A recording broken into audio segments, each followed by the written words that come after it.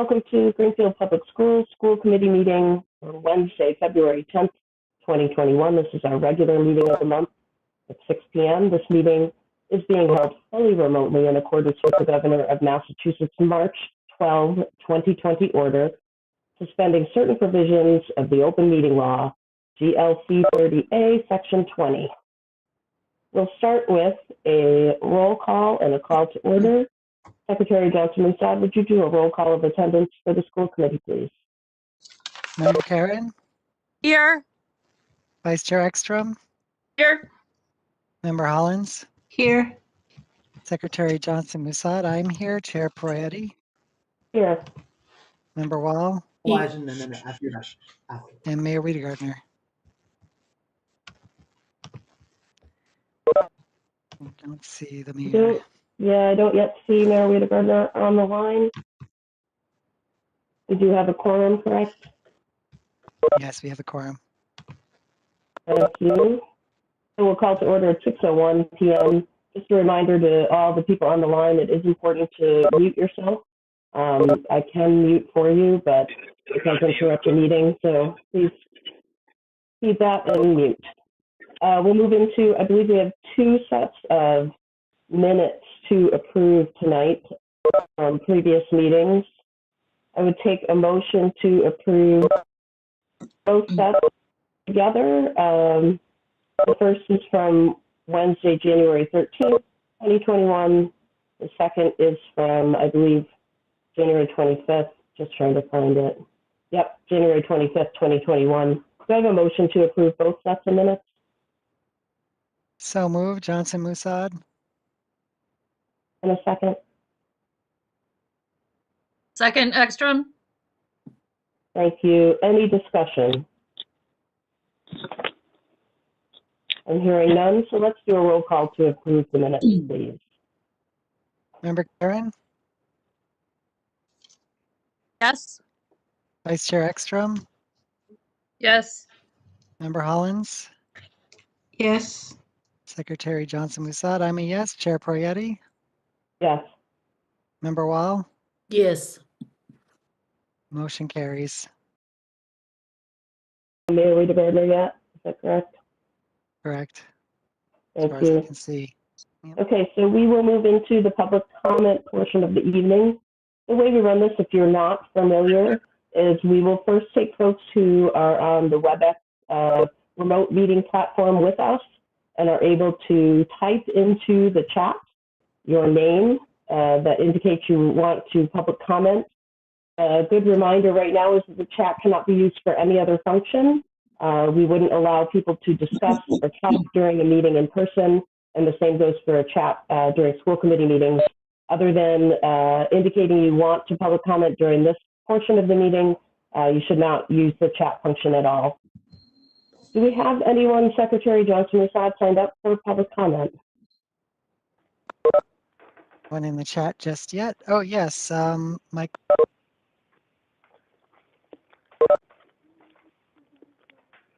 We do have someone, I'm sorry. Yes, Michael Sustick. Just give me 1 second, Mr. Sustick, while I mute people here.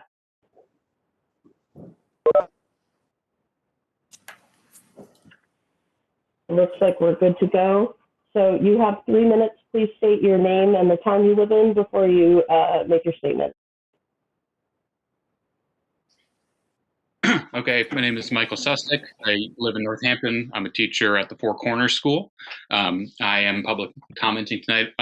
It's on the agenda. You're discussing MCAS and how that's going to look this year.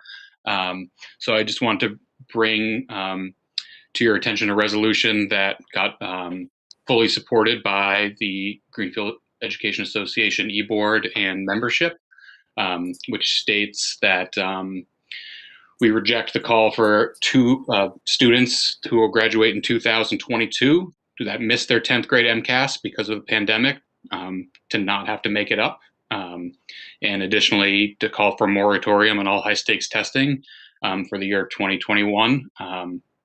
So all students can benefit from the time focused on direct instruction. I have the full language of that email to the school committee, so you can go back and read that if you prefer. But there's a number of reasons why I and our teachers feel this way. Obviously, the first being the mental and physical health of our students. Can we safely get them into schools COVID-wise? Even if so, is their first introduction to school after a full year being apart going to be 6 feet apart in a cafeteria for 90 minutes while they take a high-stakes test for multiple days, and then we send them back home? It just doesn't feel the right way to welcome children back into school, especially at the elementary level, but really for all levels. There's a question of reliability with the test. Certainly with a year of remote teaching, things are going to be very different. So are the results of these tests that we won't get back for another full year be something that really we're going to use to indicate the growth and strength and areas for growth for our schools? Just doesn't seem like the year where the results are going to be all that valid and useful for planning purposes. And then there's just the question of, kind of the bolts. Do we have the transportation to get kids there? Do we have the proctors to teach it? Will kids who have their IEPs that say they can take longer than 90 minutes have longer than 90 minutes? Will kids that need IAs to take a test with have those people available? There's a lot of small details that go into it, and just want to make sure that we're all aware of how difficult that could be to plan. So I move that you, or I ask that you support the resolution, which was supported by the Massachusetts Association of School Committees by a vote of 112 to 9, and that be communicated to our state legislators so they know that Greenfield agrees that this is not the year for MCAS. Thank you. Thank you, Mr. Sustick. Appreciate your comments. Do we have other public comment from the chat? Ann Valentine with Doug Selwyn on tap. Okay, Ann Valentine, please go ahead. State first your full name and the town you live in, and then you have 3 minutes to comment. Sure. My name is Ann Valentine. I live in the town of Hatfield. I teach in Greenfield, of course. And I'm also the GEA union president. So I noticed on the agenda tonight, you have the next year's calendar on the agenda. I noticed in the packets too that there's not a draft calendar to look at. So I'm going to assume it's up for discussion for your board tonight to discuss next year's calendar. So the association is really looking forward to working cooperatively with the administration about the calendar. Usually we will receive a draft calendar from the superintendent before March 1st, where we can talk with our staff about suggestions, comments, concerns. We bring it back then to the superintendent to then be brought forward to the school committee by April 1st. So I know that there's been a lot of discussion on the teachers' parts about start times, end times, how this year we could look at as changes to the calendar, maybe some positives from COVID. And we are just looking forward to being able to have a great open collaborative discussion on maybe thinking outside the box and working together to create the 21-22 calendar. So I'm looking forward to receiving that from who's ever going to be the designee on that one, and kind of getting down to talking about what we can do for next year's calendar together. So thank you. Thank you very much, Ann. I appreciate your comments. And I think Secretary Johnson-Musad, you said Mr. Selwyn is on tap. Is that correct? Yes, followed by Garrett O'Brien. Okay. Doug Selwyn, if you want to go ahead, state your full name first, the town you live in, and you have 3 minutes. Thank you. Doug Selwyn, Greenfield.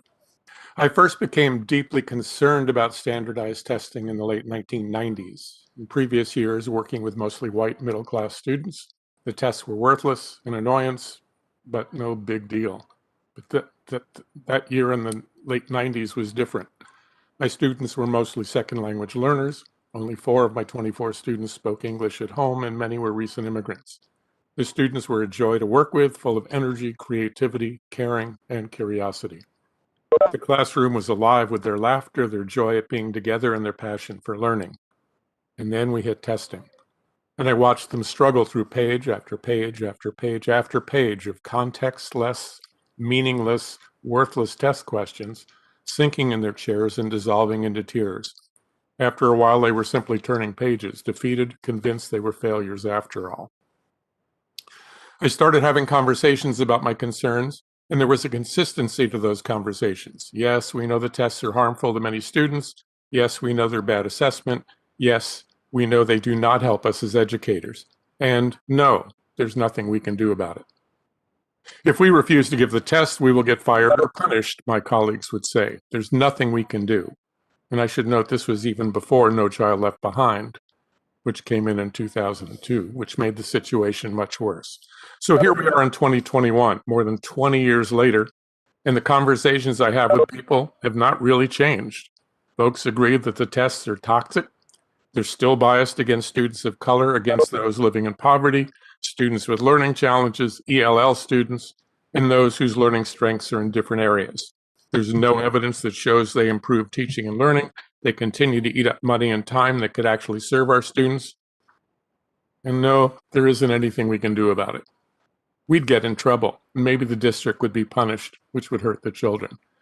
Well, my reply at this point is that the children are already being hurt, and they've been hurt by that 20 years of inaction.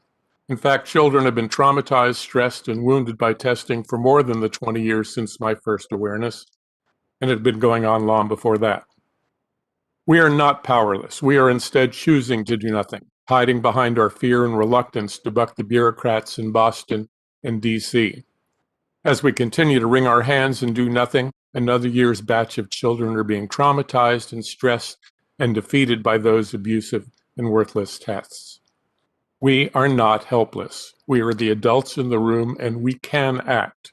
We can stand up for our children, their teachers, and their families, all who are being harmed by testing.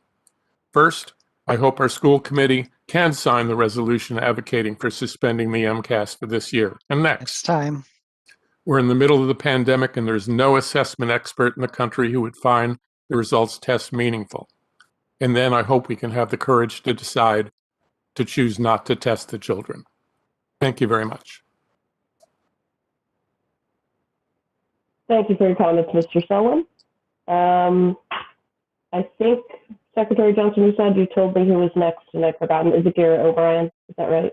Yes, with Stephanie Coffin on deck. Okay.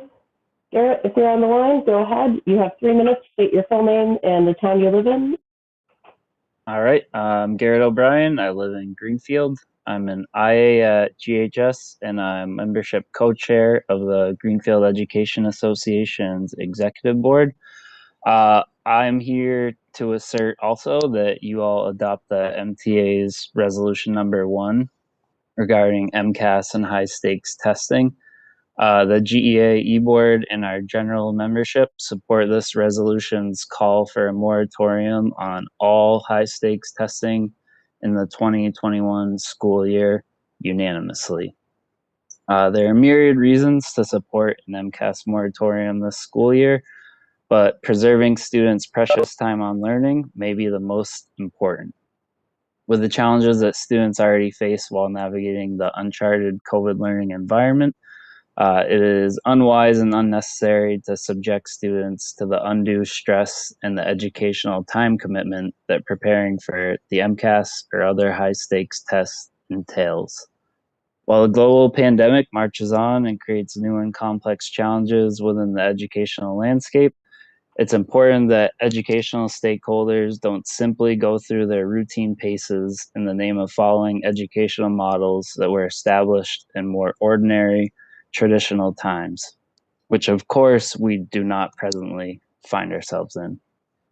Lastly, while scanning through tonight's meeting materials that were posted earlier today, I noticed that the school committee's Racial Justice Advisory Committee also unanimously approved of the MTA's resolution number 1 through a motion at their most recent meeting on February 5th.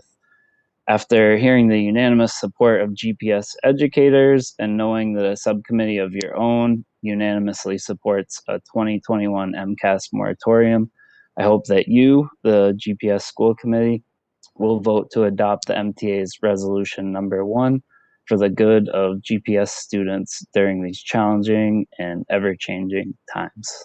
Thank you. Thank you, Mr. O'Brien. Is it Stephanie Coughlin that's next? Is that correct? That's correct, with Paul Jablon up next.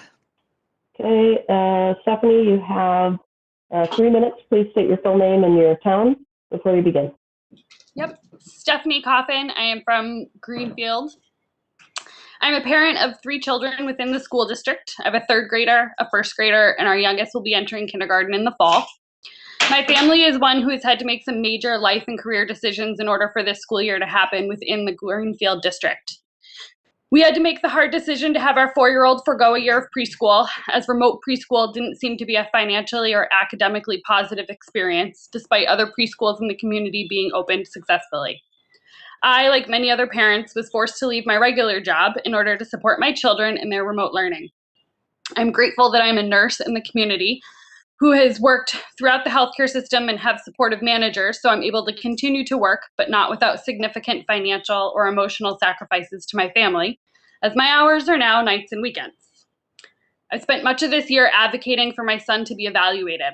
Our appointments have been canceled 4 times. The district is now in non-compliance of a 30-day evaluation by over a month. At this point in time, only half of the evaluation has been completed, and parts are still left unscheduled. I was happy to see when he was seen at the school that there were many protocols in place: distancing, air purifiers, masks, plexiglass dividers in place. The list goes on. I've emailed the school committee, the superintendent, and the principal on a number of occasions to express my frustrations of the trials and tribulations of this process that has been exacerbated by the lack of in-person availability. As a nurse in the community, I wanted to speak about the risks and benefits of our children being in school. At this point in time, the social, emotional, and mental health benefits of our children being in school far outweigh the risk of COVID, in my opinion. There are safety protocols that can be put in place that would allow our children to be back in school safely. There are resources available for guidance on these protocols, including the American Academy of Pediatrics and the CDC, both of which are in support of in-person learning. The AAP says that we cannot eliminate risk, only mitigate it. The scientific data shows that our schools are not considered a place of community transmission with the safety protocols in place. And with these safety protocols, my husband and I absolutely feel comfortable sending our children back to school. It has been mentioned that teachers shouldn't have to go back to school, or parents won't send their children back without teachers vaccinated. The vaccine was approved for emergency use administration only. It cannot be mandated and should not hold up the process of getting our kids back to in-person learning. There are so many students and families at home struggling and suffering, never mind the parent-child relationship, the stress and pressure that is on parents managing multiple children with multiple learning platforms, especially parents of elementary students. Our school system released a plan this fall as mandated by the state. There's been minimal movement on this plan, and I understand that there are many moving parts as to why it hasn't progressed, but it's time to revise the plan and move it forward. Recent newspaper articles have many parents concerned, as it has brought to light the poor communication and lack of transparency with the community, but that also extends between the teachers and the school committee. I encourage our school committee, our acting administrators, and the teachers union to come together and push these plans forward sooner rather than later. Thank you. Thank you for your comments, Ms. Coffin. I think we said Paul Jablon is next. Is that correct? Yes, followed by Emmy Phelps. Okay. Paul, go ahead. You have 3 minutes. State your name and your town you live in before you begin. Okay, I'm Paul Jablon from Greenfield. First, I'd like to thank the committee for addressing the MCAS resolution tonight, and not only addressing it, but for many of you, I have known that you have read extensive research about the MCAS and other testing. To put it briefly, it's an unkind, anxiety-producing, non-needed set of evaluations that steals hundreds and hundreds of hours from teachers actually teaching in their classrooms. MCAS has never been a useful tool for teachers. And so I'm glad that you're not only asking that it not be given at all this year, but that you're asking for a moratorium so that we can look at the only time that student achievement has increased and that the gap between students of color and their white counterparts has narrowed was before MCAS. I'm glad that you are taking the lead of school districts in Franklin County who are looking to pass this resolution. I thank you for your efforts.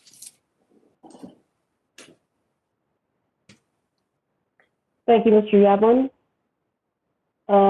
Emmy Phelps, was that correct? Yes. Correct, followed by Susan Borgaftic. Okay. Emmy, you have 3 minutes. Please state your name and your town you live in before you begin. Hi, my name is Emmy Phelps, and I am a resident of Greenfield.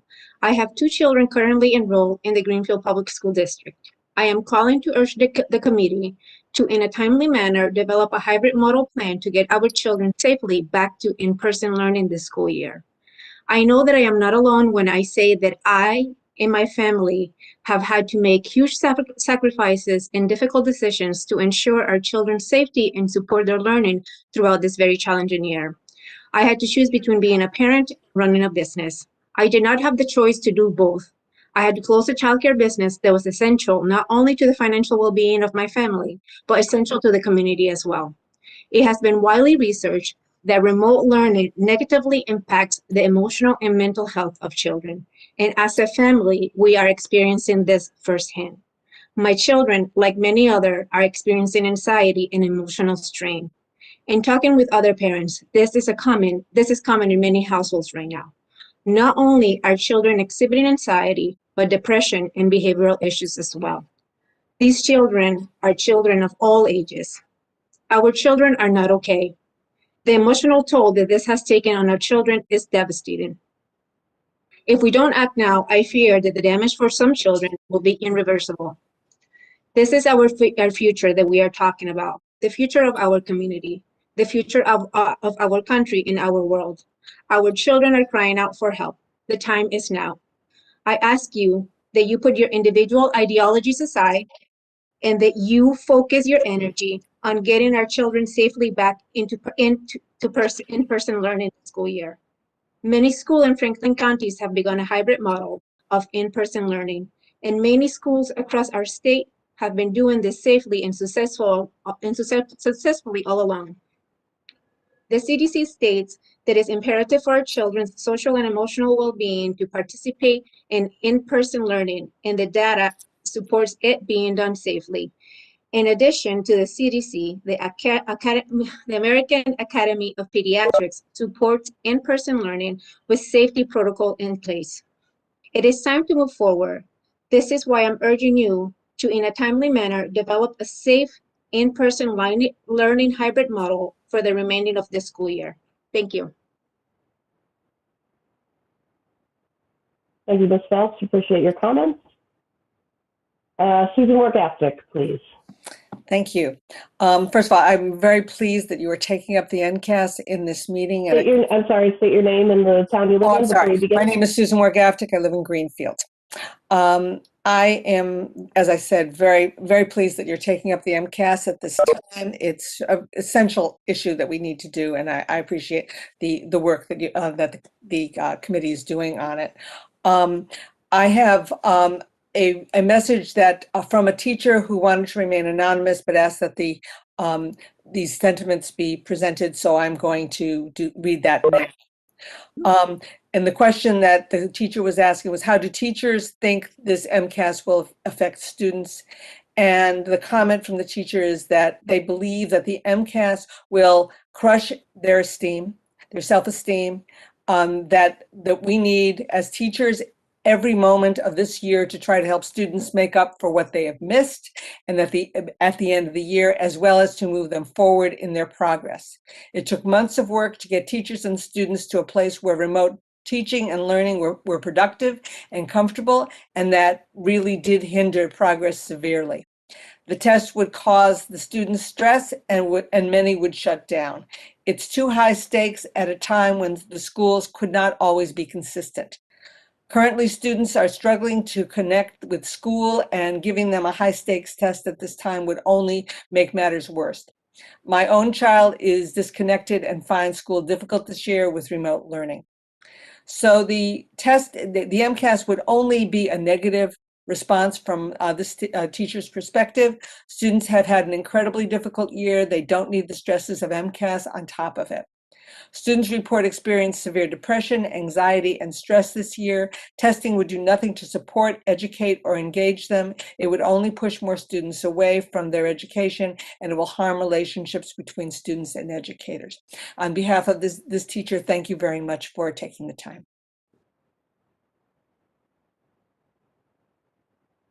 Thank you, Susan, for your comments. If there's someone else, I did forget who it was this time. There is one more person, Lucas Martin. Lucas Martin, go ahead. You have 3 minutes. Please state your name and your town before you begin.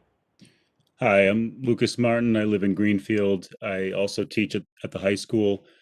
I also am a member of the executive board of the Greenfield Education Association. I'm also a parent of a kindergartner at Four Corners. And my comments are going to I'm going to be sort of wearing all of those hats, I think, in my comments, speaking as all of those people at once. On Monday of this week, on behalf of the union, we submitted a letter to you folks asking for information about the current leadership of our district. I'm not going to repeat or reread the entire letter. You all have it. I just want to sort of reiterate our request for clear information, not only about the current state of leadership, but about, we all have a search committee forming. You folks have a search committee forming to make a replacement in the superintendent position, and would like, sort of on an ongoing basis, for the rest of the year, to have clear information about a plan of succession, who will be in charge in the meantime, who is in charge now. I was a member of the search committee for the superintendent 6 or 7 years ago, and I'm well aware that it's not a quick process. And so I don't think anybody thinks we're going to have a brand new superintendent in the coming days or weeks. And so what's going to happen in the meantime? I just reiterate a request on behalf of the staff to know who is in charge, on behalf of parents to know who is in charge, and the general public as well. To be clear, nobody's asking for any personal information. That would, of course, be confidential, and we know it's a personnel issue. And the details of the current superintendent's situation are confidential, and we respect that. I think everybody does, but knowing that there is an absence of leadership or a replacement for that leadership, I think is in the public interest, and I think should be made public and should be clear from here on out. That's all. I want to also acknowledge how difficult all of your jobs are in these times. As a teacher, I can appreciate that we're all sort of doing something that's basically impossible, and we're doing our best. And I think that it probably extends to you as well, and how much time you guys are putting into it. So we understand. We just, moving forward, we hope to have very clear information about leadership, and that is all. I'll leave it at that. Thank you. Mr. Martin, thank you for your comments. Anyone else from the chat? Secretary Johnson? Yes, we need Jamie Winnell, and someone else is making a request to read comments from teachers who wanted to stay anonymous. No, absolutely no more anonymous comments from anyone, whether they're teachers or anyone else. Okay. I'm sorry, who was the next person? Jamie Winnell, if I'm pronouncing that correctly.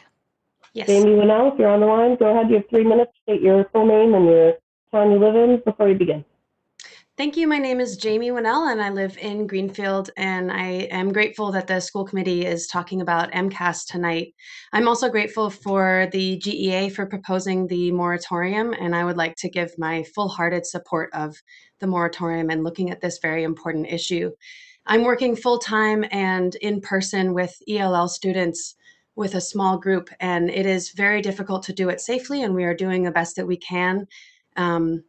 The prospect of bringing in the entire middle school to conduct testing is a honestly logistical nightmare, but more importantly, I believe it is a moral failing. Our students are suffering this year. Everyone is suffering. Our teachers are at a breaking point, honestly, and it is very, very difficult this year. And we're doing the best we can, and we're pulling through for the kids.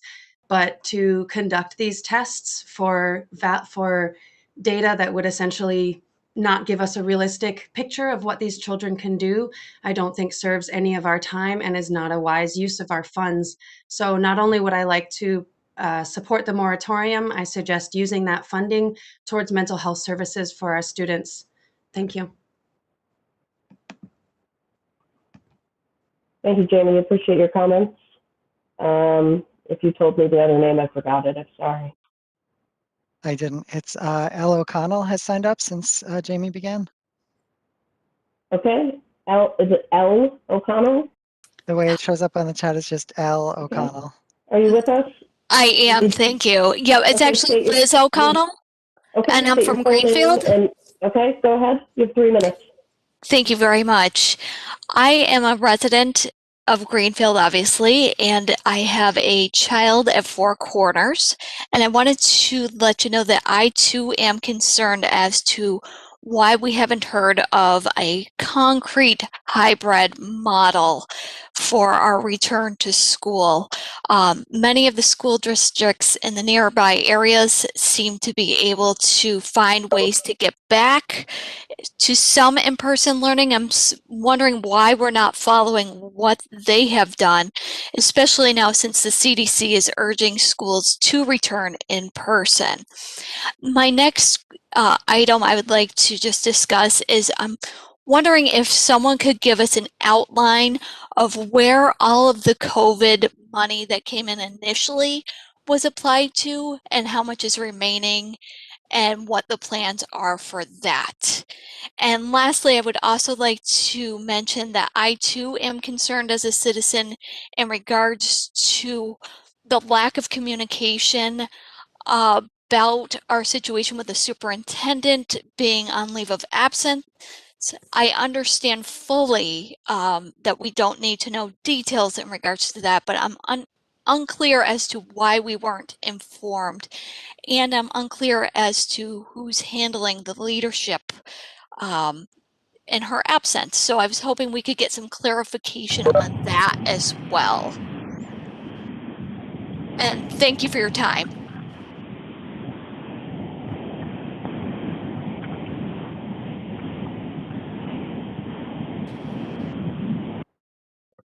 Oh, that's better, huh? Thank you, Ms. O'Connell, for your comments. Thank you. Secretary Johnson, is that anyone else in the chat? There is no one else in the chat. Okay. And we'll move on. Anyone who is with us but unable to type in the chat and wants to verbally announce that they would like to make a public comment, you can do so now.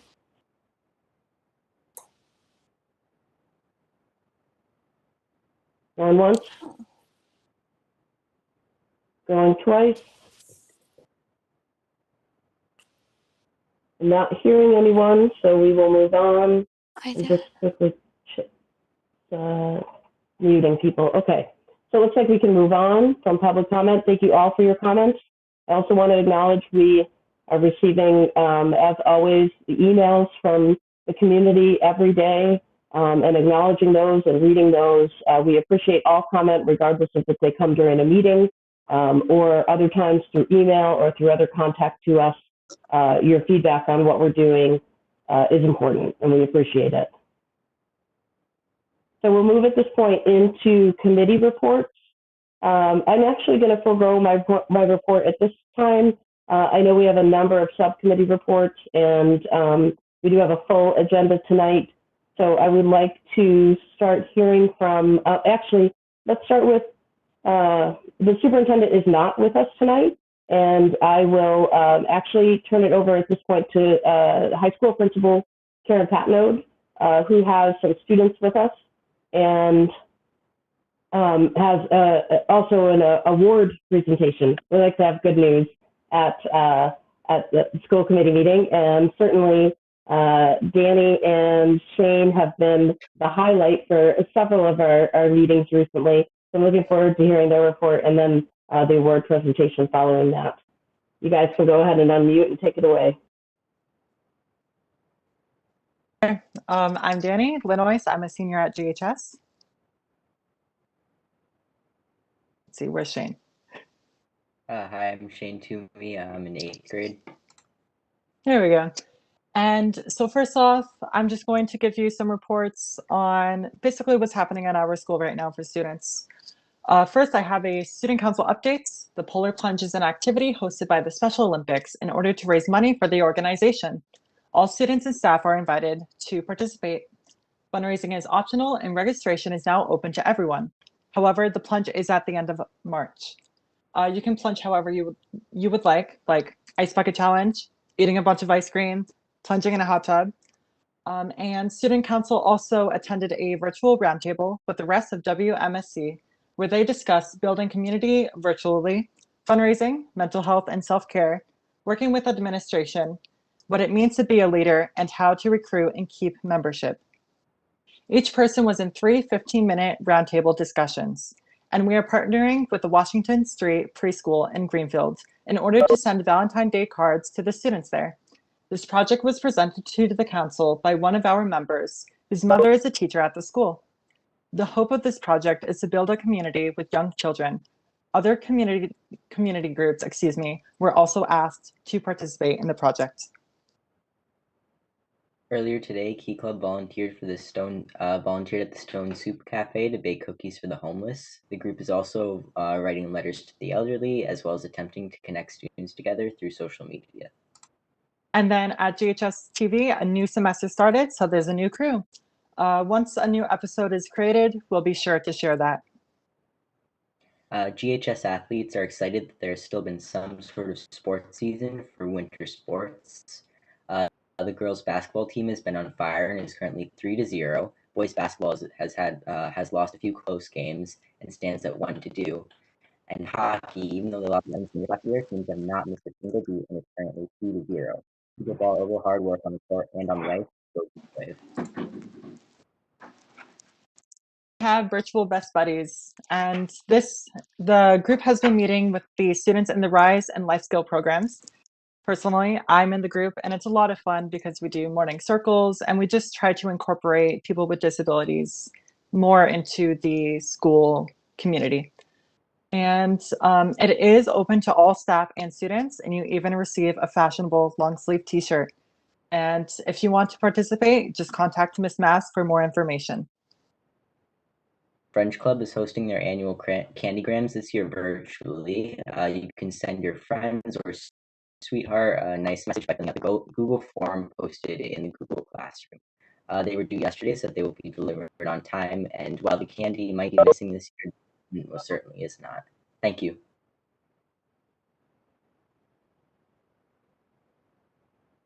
Thanks, Danny. Thanks, Shane. I heard I missed a fun dance party in advisory the other morning, so I'm going to have to check it out one of these mornings.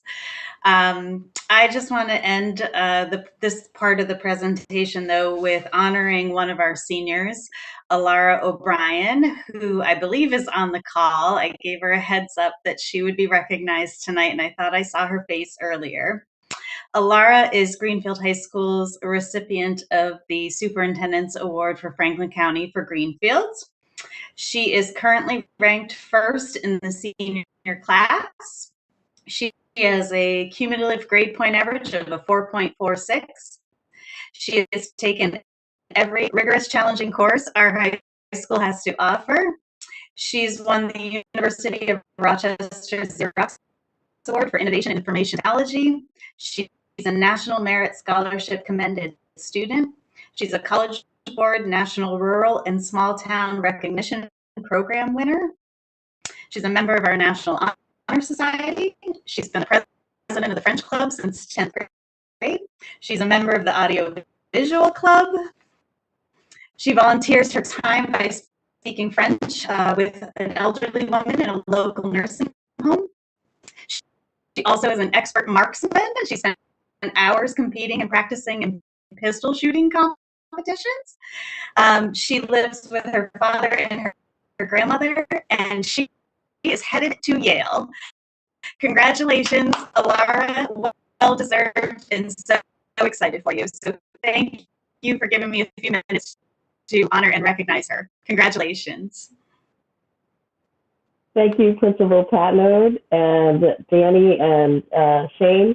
We appreciate you being here. It definitely, like I said, is a highlight. And Alara, I'm sure I'm not the only one that's impressed by that list. Holy cow. And going to Yale, that's fantastic. We wish you all the best. Please come back and tell us all about it. Yeah, awesome. Congratulations. That's just terrific. All right, so we will move into subcommittee reports. I think we might have 4 subcommittees that have reports tonight. I jotted down a quick list. Budget, racial justice, the superintendent search, and then maybe the redrawing has a report. Yes, okay, I'm seeing Member Wall nodding that they have a report. So let's start with budget. Actually, why don't I take my time when we come to FY22 budget update rather than belabor it right now? Sure. Thank you, Member Ekstrom. So let's do racial justice. Absolutely. We've had a couple meetings since our last gathering and working on 2 things. Essentially, one, as was already mentioned during public comment, we did vote unanimously to support the resolution around MCAS that we'll be looking at today, in particular because of the disproportionate negative impact of high-stakes testing on low-income and people of color communities. So for that reason, we as a racial justice advisory committee took that up. We're also working on an event where we want to gather public input on racial justice issues in the schools. And we're taking an approach of consulting widely with the community in the organization of the event to make sure it's accessible and that we're reaching people in many ways, but in particular through this event. But we're also setting up other ways for people to share input with us. So we have a email address just got set up today, thanks to the technology director of racial justice at gpsk12.org. We'll be issuing a press release and an announcement to community organizations that we're seeking comment as we design that event, where we hope to both receive public comment on racial justice issues and also start to build relationships with people who might be interested in serving on the committee. Thank you, Secretary Johnson-Musad. Are you looking for a vote on your resolution from the committee that's in the packet tonight? Okay. The resolution from the committee is just to recommend that later in the agenda when the full committee takes up MCAS to vote for that resolution. Great. That's what I assumed, but I don't want to assume. So thank you. Any questions from school committee members for Secretary Johnson-Musad?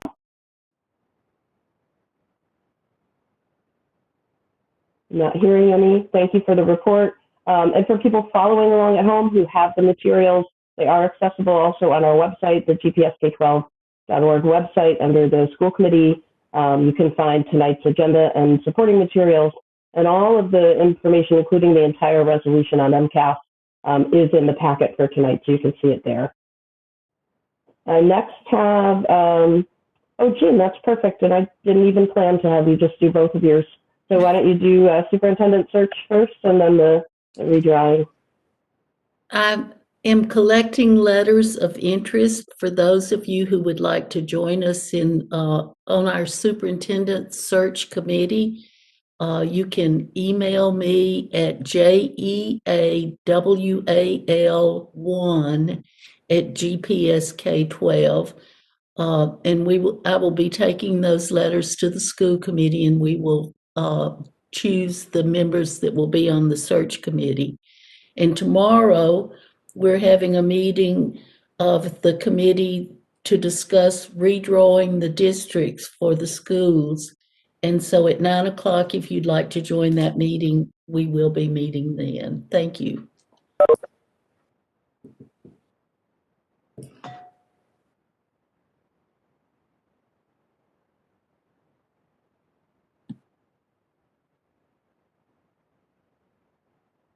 And did we want to go with Amy? You're muted, but I suspect what you're going to say. Does anyone have any questions for Jean?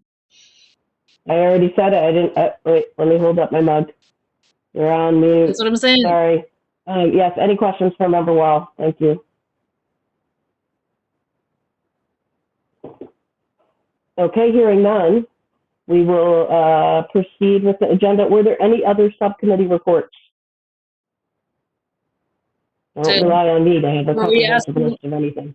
So you mentioned Jean discussing the superintendent search, or did I completely miss that because I was looking for something else? You did it. Okay, never mind. I'm paying attention. Member Hollins is raising her hand, or was raising her hand. Member Hollins, go ahead. Yeah, I just wanted to mention there were 2 meetings I attended at the Collaborative for Educational Services based in Northampton. Went to a budget meeting and also their main meeting. There were lots of topics, but the 2 I'd like to mention, they have a new grant program that's very extensive for early childhood. It's not just preschool, it's early childhood outreach, 0 to 5, and includes contacting parents, coaching, mentoring, bringing people together. It's very good. They're serving some other school districts in Franklin County, not ours, so I would recommend we connect in with the program if we can. And the other is we have students from Greenfield that go to an alternative special ed sort of middle high school program, and it's far from us, the location. I'm aware that some schools have space and buildings not being used, so I've asked, because they're talking about the referrals there and their problem is lack of space, if they considered a program in Franklin County, it would be helpful to us. We wouldn't have so much transportation. And the response from the chair was, if Greenfield had this interest, then the school committee would need to let them know as a body they had that interest. So I just want to mention those 2 items that seem relevant to services for our children. Thank you. Thank you, Member Hollins. Regarding the alternative school, looking for space, or you asked about space in Franklin County. Do you have, if you have some information about it that the school committee would review, we can put it on the next agenda and move forward with that. And I would say the same thing about the early childhood grant and our participation in that. Yeah, get us some information we can put in the packet, and then we can put it on the agenda and discuss. Okay. Thank you for those updates. Very helpful. Any other subcommittee reports?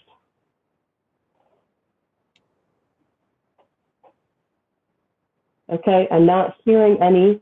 So we will move into the FY22 budget update and discussion. Member Ekstrom, you want to start? Go ahead. Well, I also want to note that the mayor has joined us at this point. Just note. Thank you. Appreciate that. Welcome, Mayor Rita Gardner. Welcome, Mayor. Hello. All right. Thank you, Jody. So move into the budget discussion. Go ahead. Let's get right into the budget discussion. So we have been meeting. We haven't had our meeting yet this week. We've met a couple of times. We met last week and we met week prior.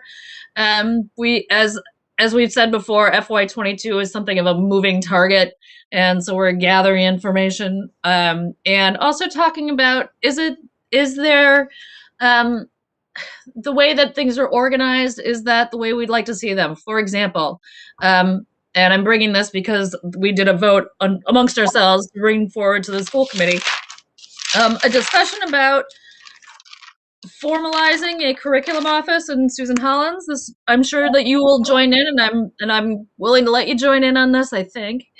And so that there is a curriculum officer that would be doing more, or not, I don't want to say officer, there is a person who would be overseeing curriculum, and that would be inclusive of purchasing, researching, all the other material, all the other activities that would go with that, as long as well as the budgetary process, and would have a better idea about where funding is coming from and where it's going. And we do have a line item in the budget for a curriculum person. And so it's worth visiting. And I think even if we had to put money into something like that, I think in the long run, if we're just talking about budgeting, in the long run, we would probably save funds because we would have more centralized person who's in charge of, who's overseeing it. So I think it's sort of, it seems to make sense to me, and I'm bringing that recommendation forward. Member Hollins, would you like to speak more on that? I might be able to clarify it a little bit. Historically, Greenfield's always had a physical curriculum office as well as someone in it or a couple of people in it. And even if the people changed, the office was there with all the curriculum materials, the assessment materials, the grant functions that have curriculum goals. That was part of what happened in the, curriculum office. It's really no different. We have a business office. There's a number of different functions related to business, and the people are together. It is really just taking some line items in the budget and putting them together, and to see curriculum assessment grants that support teaching all in one expense center in the budget, and maybe considering a part-time secretary so that even if the leadership changes, the whole process of professional development for teachers, that it hangs together and it's not just pieces all that aren't coordinated. And I was supporting 2 new line items in the budget, plus some adjustments. We did get follow-up information on educational technology. That's all the software that's used, not to run the district, not virus protection, but the software we use for teachers, and trying to get a list of what are those programs so we know what the amount is that is our total expense, which is over $100,000. There are some offsets we don't know yet, but it's really important to know what that amount is so we can budget for that. And I was hoping that we would have an instructional technology line item. It's very apparent this year because we're using so much virtual software, but we always have had, regardless of always, there is a certain amount of membership that we have to sustain for teachers. And the second line item I'm recommending is specific to kindergarten to grade 3, which is elementary literacy. It isn't really textbooks because at that level children aren't using textbooks, but there's a per student cost for the materials every single teacher needs for every single student, reading, writing, and arithmetic, and that we know what that is. I think it's a large number, and we have it in the budget specifically so it doesn't get lost in the scheme of a large organization, and we know that every year literacy for children is our priority. And Andy's being really helpful, working with administrators to bring in some clarity on those 2 items, what the amounts are and where it's being paid from. And we've just talked about, it's not just people, it's just coordinating the functions in our budget. So whomever's on the school committee can see what the whole education program is here in one expense center. That's what we're talking about. And Andy's providing the backup information, as is Carol Holtzberg and some teachers and administrators, which is really helpful. We have also been talking about, hold on, wait, then maybe I won't echo. Thank you. We've also been, no, hold on, go ahead. I just want to say there was one other line item I thought was important for us to consider, and that's each year we have certain things that are priorities, whether it's civics, education, racial justice, turnaround plan for school. We do have priorities that we should have a line item in our budget for our priorities in any year, so there's some money there to address these things that are really important to us as a committee. That's it. Okay, so let's come back. We have also been, I do want to talk to you a little bit about COVID funding and fundings that we have received in response to things that need to be undertaken in response to COVID. Those are called ESSER funds. And right now the district has, I could be wrong, but it's at the very least, it's 400,000 that is still able to be used from those funds related to COVID specific items, purchases, whatever it may be. At most, it's 440,000. I'm getting the numbers confused in my head. And for next year, what we have been told, sort of preliminary from the state, is that it would be 1.8 million, would be in this same bucket. And so that everyone is wondering, well, heck, let's go out and spend all of that. There are actually some very specific parameters around which we can spend the funding.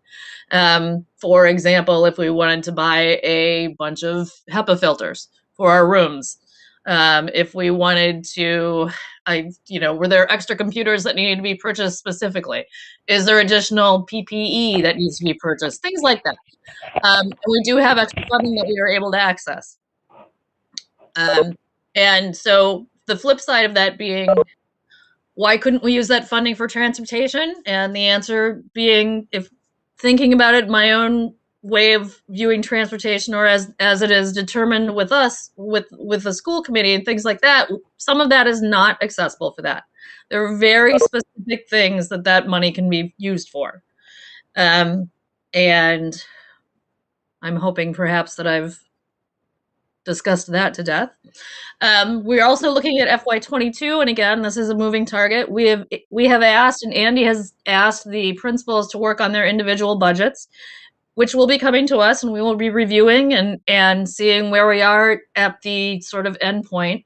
And to explain that process, what happens is Andy reaches out, says, "Can you bring us our budgets? Bring your budgets to me." People turn in their budgets. Andy goes through them. The budget subcommittee will also go through them. The budgets that we have asked for this year aren't exactly wish list items. They are, okay, what do you need? And then regardless, I don't want to say regardless, but we can't pie in the sky this, but it needs to be an accurate reflection of the things that we need for the school districts.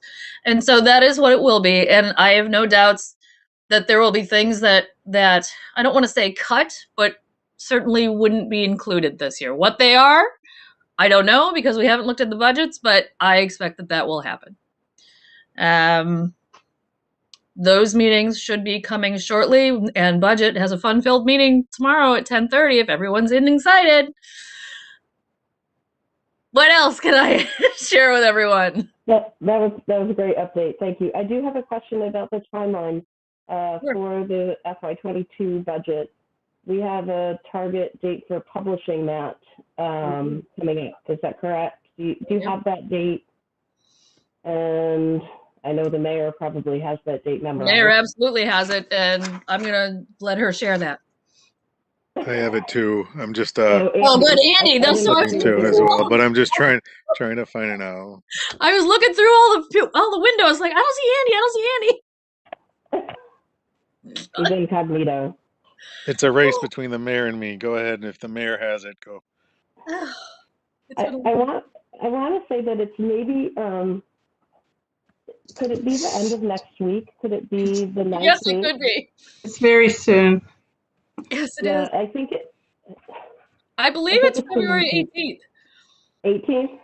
Oh, wait, Mayor's waving. You're on mute. Go ahead, Mayor DeBarber. There you go. No need for the coffee cup. The deadline for the school committee to publish their budget hearing is February 17th. Okay, that's a week from today. Seems like it. You have a second deadline. Yep. February 24th through March 3rd. Your date range for school department hearing on the budget. And then our budget vote is March 10th. Thank you. So we have to have the hearing by the 3rd of March, is what you're saying. I'm not that good at calculating because I don't have a calendar in front of me, but something like yes. that. I think you gave March 3rd, yeah, March 3rd is your outside date. Yes. Okay, thank you. And your budget vote date, can you give me that again, the last date? March 10th. March 10th, okay. Susan, and I should work with Andy to make sure we get that published next week. Any other questions or discussion items for the FY22 budget? This is And Karen, go ahead. And then me. Mayor, you can go first if you want. No, go right ahead. Okay, I'm not sure if this is the right place to talk about this. First of all, I want to say thank you very, very much to Andy and our grants manager, Chris. I made a very last minute request for some information yesterday about the budget, but it would actually be last year's budget, about what grants we had applied for and received based on because of coronavirus. And I asked because I've constantly been getting this question and seeing people try to indicate that they think we haven't applied for any or gotten any money or any of that. And I will honestly admit I'm not great at reading spreadsheets, Andy. So, but I was hoping if you could just give me like a two line summary about what we've received. Are we in a good place with it? We've clearly, from the spreadsheet I received, applied for a lot. And I just want to, put the public at rest that you guys are working all of the time to get us as much money as we can to get us through this phase. So I would appreciate if you could just kind of give me a minute, like a quick little synopsis. Anybody who that means. Thank you. Sure, I can. Am I on? Yeah, mute? go ahead. Go ahead, Andy. So yeah. So we have received, related to the coronavirus, there are funds for technology. There is a remote technology grant that had to be spent and already spent, which you've already spent those funds by. That amount, I'm just trying to find it while we're talking here, but Estimates are fine. It doesn't. Yeah. Well, let me go to the easier ones. The Coronavirus Relief Fund, that one, we received three. Let me go even step back further. 3 grants. There's the ESER 1 grant, there's a Coronavirus Relief Fund, and then there's a Remote Technology grant.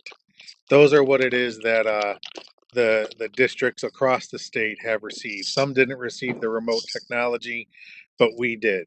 And so for those grants, the remote technology was clearly stating the obvious what it was for. It was for things like promoting and supporting with remote technology for districts, and especially in rural areas such as Greenfield. So we ended up getting that grant, and then there's that one had to be spent by I want to say August 31st. So we've spent all that. There's no worry about that. The next grant we received was the first ESER. That ESER grant was $472,299. That is part of what it is that we have done currently, and that was geared towards PPE. Some of the positions that we've talked about that are increased due to COVID related.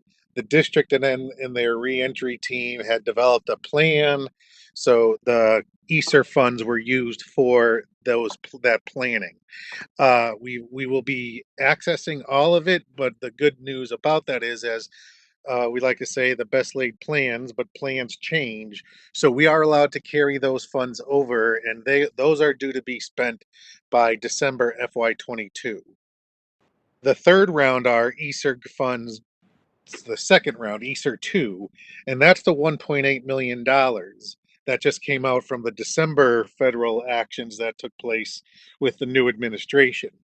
Those funds are similar thing needs to be done where there needs to be a needs assessment, and which we will do, and it can also be used for similar things of positions related to the reentry and of students back into the school, PPE if need be, technology, what have you. And that one, though, again, we need to do a needs assessment to determine how it is that we best will use those funds. So those are the 3 in particular. And then the coronavirus relief funding, that one was specifically had to be done. I'm just trying to find here.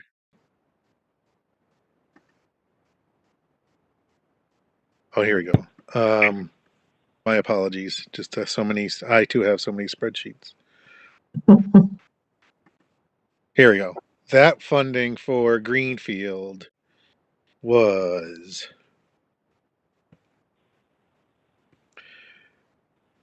$422,550, and we have spent that already.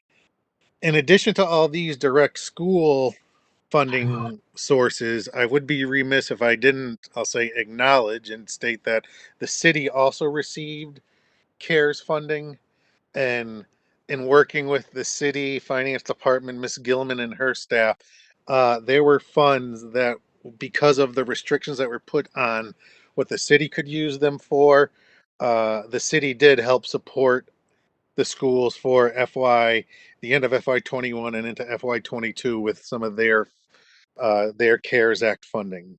Off the top of my head, I can say at least $250,000 worth. Might have even been a little more. I know at least there was some devoted to the first round of Chromebook purchases that we submitted to the city, and whether or not they went through the CARES or their accessing of the FEMA reimbursement as well. So if there's anything I can do to allay fears, yes, we are accessing the funds. We are using the funds in accordance with allowable expenditures and programs. And as the programs and operations change, we are changing accordingly so that we can maximize the dollars and help out as we re-enter and bring the kids back. Thank you so much, Andy. That really helped me, and I'm certain people who are listening. It's such a difficult thing to keep up with if you're not really sure of how it all works. So it's really important to hear it every now and then again. So I really appreciate it. And I really can't say thank you enough for getting that information together for me so fast. I knew when I sent it that I was asking a lot. So I really appreciate it. I won't take all the credit. That was Miss Nozell who compiled that, but I'll take some of the credit. You're welcome. Thank you, Chris. Thank you both for that, Katie, for asking for the information, and Andy and Chris for putting it together. And I will also reiterate what Member Karen said. We get tons of questions about grant funding, and yes, we apply. We have a full-time grant writer, that's Chris Nozell, that works for the district, and we are constantly looking for opportunities and applying for grant opportunities.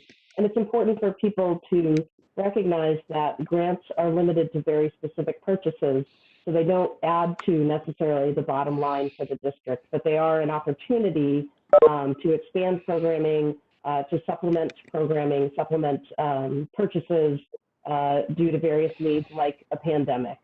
So I appreciate all of that. And I know Mayor Wiedegardner has been waiting patiently to go next. Please go ahead.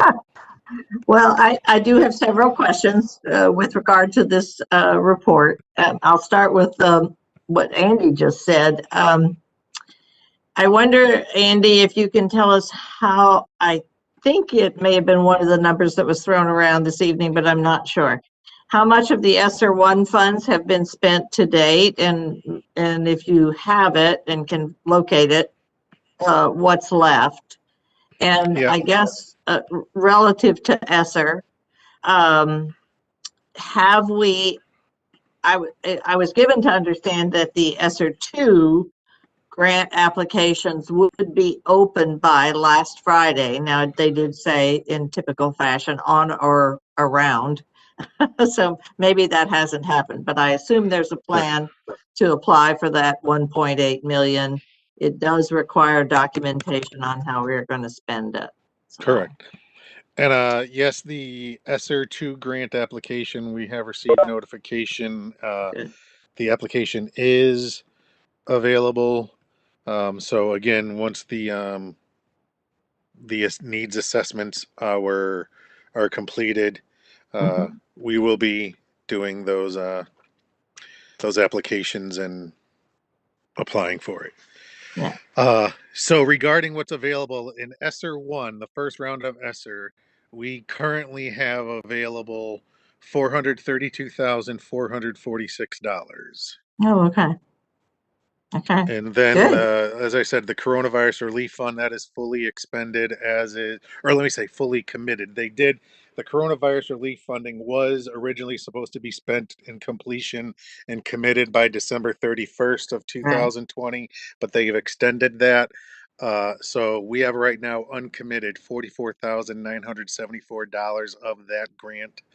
And as I said, the remote technology grant, that's been fully expended. So that's what we have available. Good. Thank you. Thank you. That was good.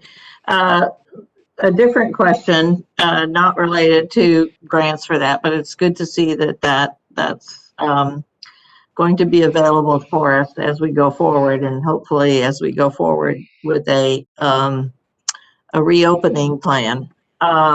So other questions going back, it seems like hours ago now, with the curriculum officer, the 2 new line items, et cetera, et cetera. Are you, Member Hollins, are you suggesting that be put into the FY22? That is the way I heard it, but I wasn't sure if that was for, this coming FY22 budget or one in the future.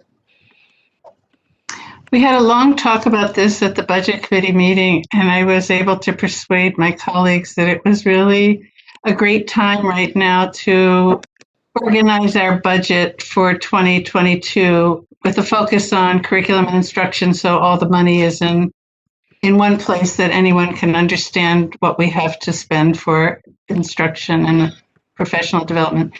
It means adding 3 line items, which Andy says doesn't take very much time, and the money is money.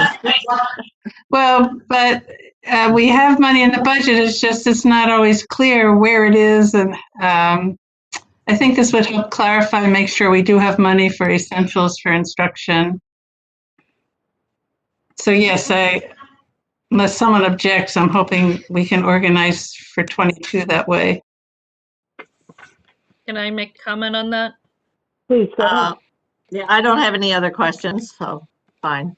So the curriculum, we do have a position for a curriculum director in the budget currently, and that person hasn't been hired, so I wouldn't say the money isn't there, but we do have it in the current budget.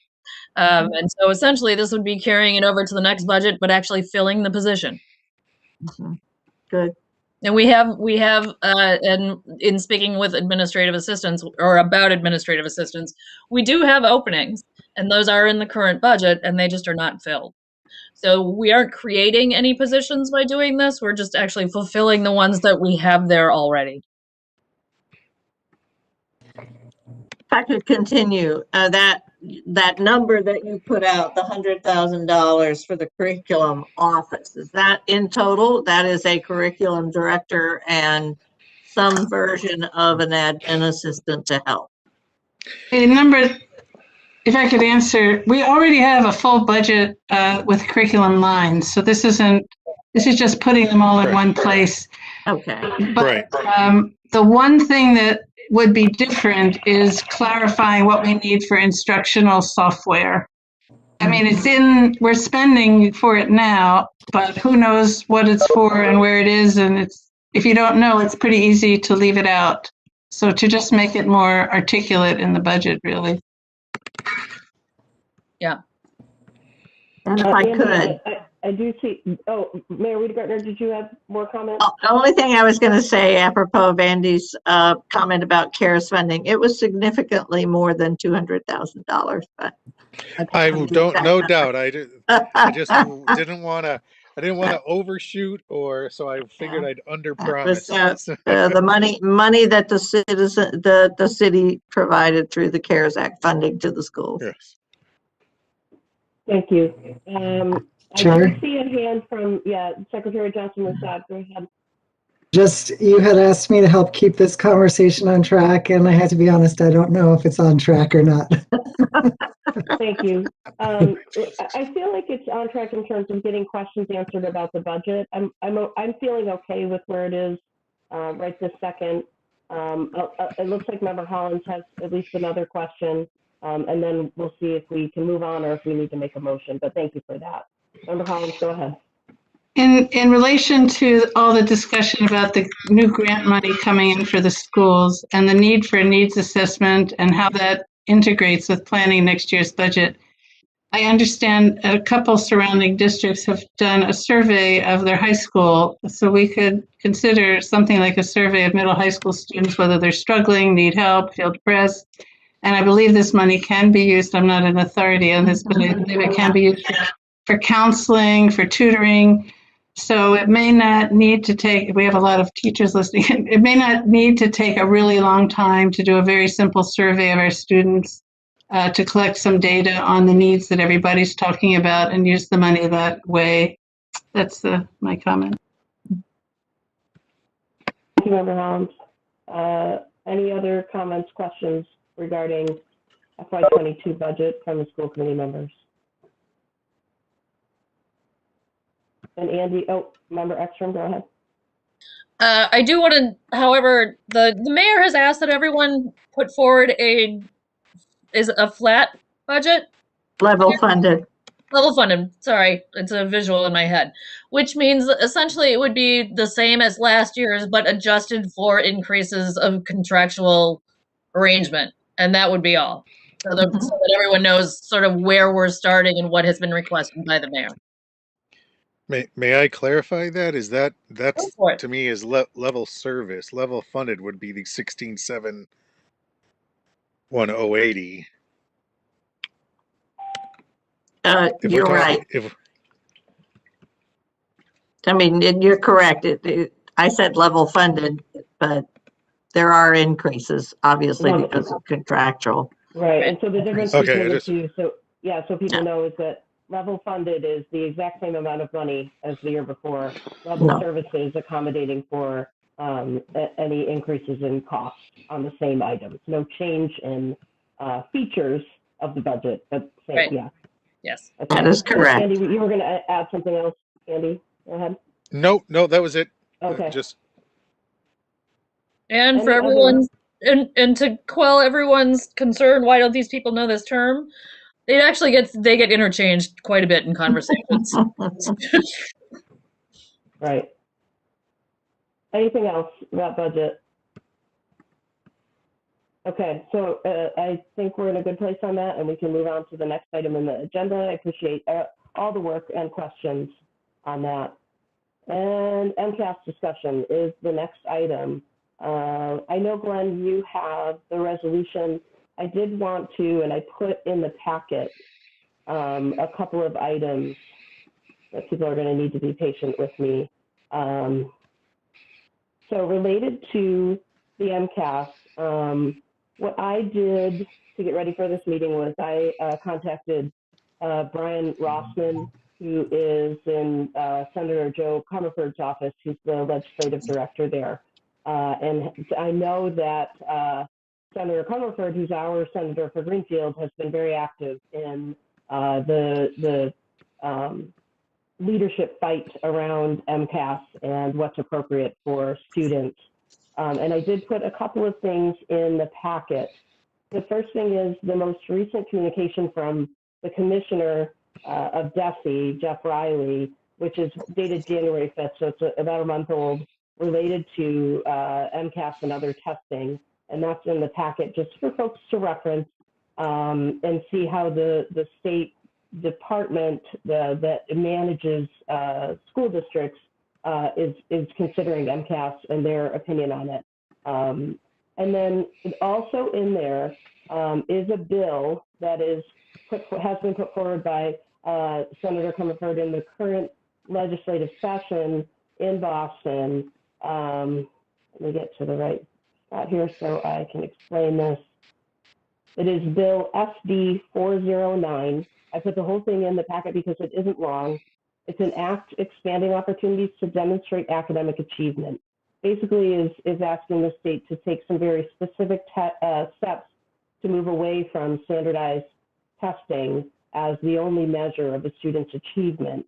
Something that in my world, in my real job of higher education, we talk about all the time which is called multiple pathways. So multiple pathways to the same degree, the same associate's degree or a bachelor's degree in a higher ed setting, multiple pathways to show competence in high school is what we're talking about here, and the bill that she has introduced. I think it's important to have a sense of what's going on statewide so that we can, as citizens, advocate for our own opinions. We all are going to see this in a different way and have different ways of acting. So that information is all in here. There is an update as well that I did not put in the packet, but you can find the update from the state on dates for testing. MCAS is currently scheduled for spring of 2021, and that information can be accessed on the state's website just by looking for the student assessment update from DESE, D-E-S-E. And that's the information I put in there. And then the other item in the materials for tonight in the packet is the resolution that was referenced by several folks in public comment, and Secretary Johnson-Musad has had his subcommittee discuss, and so I'll turn it over now to him to talk about and make a motion around the resolution. Okay, I'm just gonna read the motion. Move that the Greenfield School Committee vote to support resolution number 1, MCAS and high stakes testing, which was approved by the delegates to the Massachusetts Association of School Committees by a vote of 112 to 9 with 2 abstentions at the MASC annual meeting on November 7th. I further move that we inform Governor Charlie Baker, Education Secretary Jeffrey Riley, and our state legislative delegation, Senator Joe Comerford and Representative Paul Mark, of our position in favor of canceling the MCAS test this year. The resolution reads as follows. Resolution 1, MCAS and high stakes testing, submitted by the MASC Board of Directors. Be it resolved that MASC rejects the calls for the students of 2022 who missed their 10th grade MCAS testing to be required to make it up in the 2020-2021 school year or ever. We demand that those students be held harmless for not taking the MCAS and that their graduation requirements shall be determined by locally controlled voices of the school committee and school administration within the remaining graduation requirements of the Commonwealth of Massachusetts. Additionally, we reiterate our call for a moratorium on all high-stakes testing for the 2020-2021 school year, so all students can benefit from their time being focused on direct instruction, and we urge the legislature to enact a moratorium on high-stakes testing for 3 years. Thank you, Secretary Johnson-Musad. That's the motion. Do I have a second for that motion? Second by Ekstrom. Okay, and let's discuss.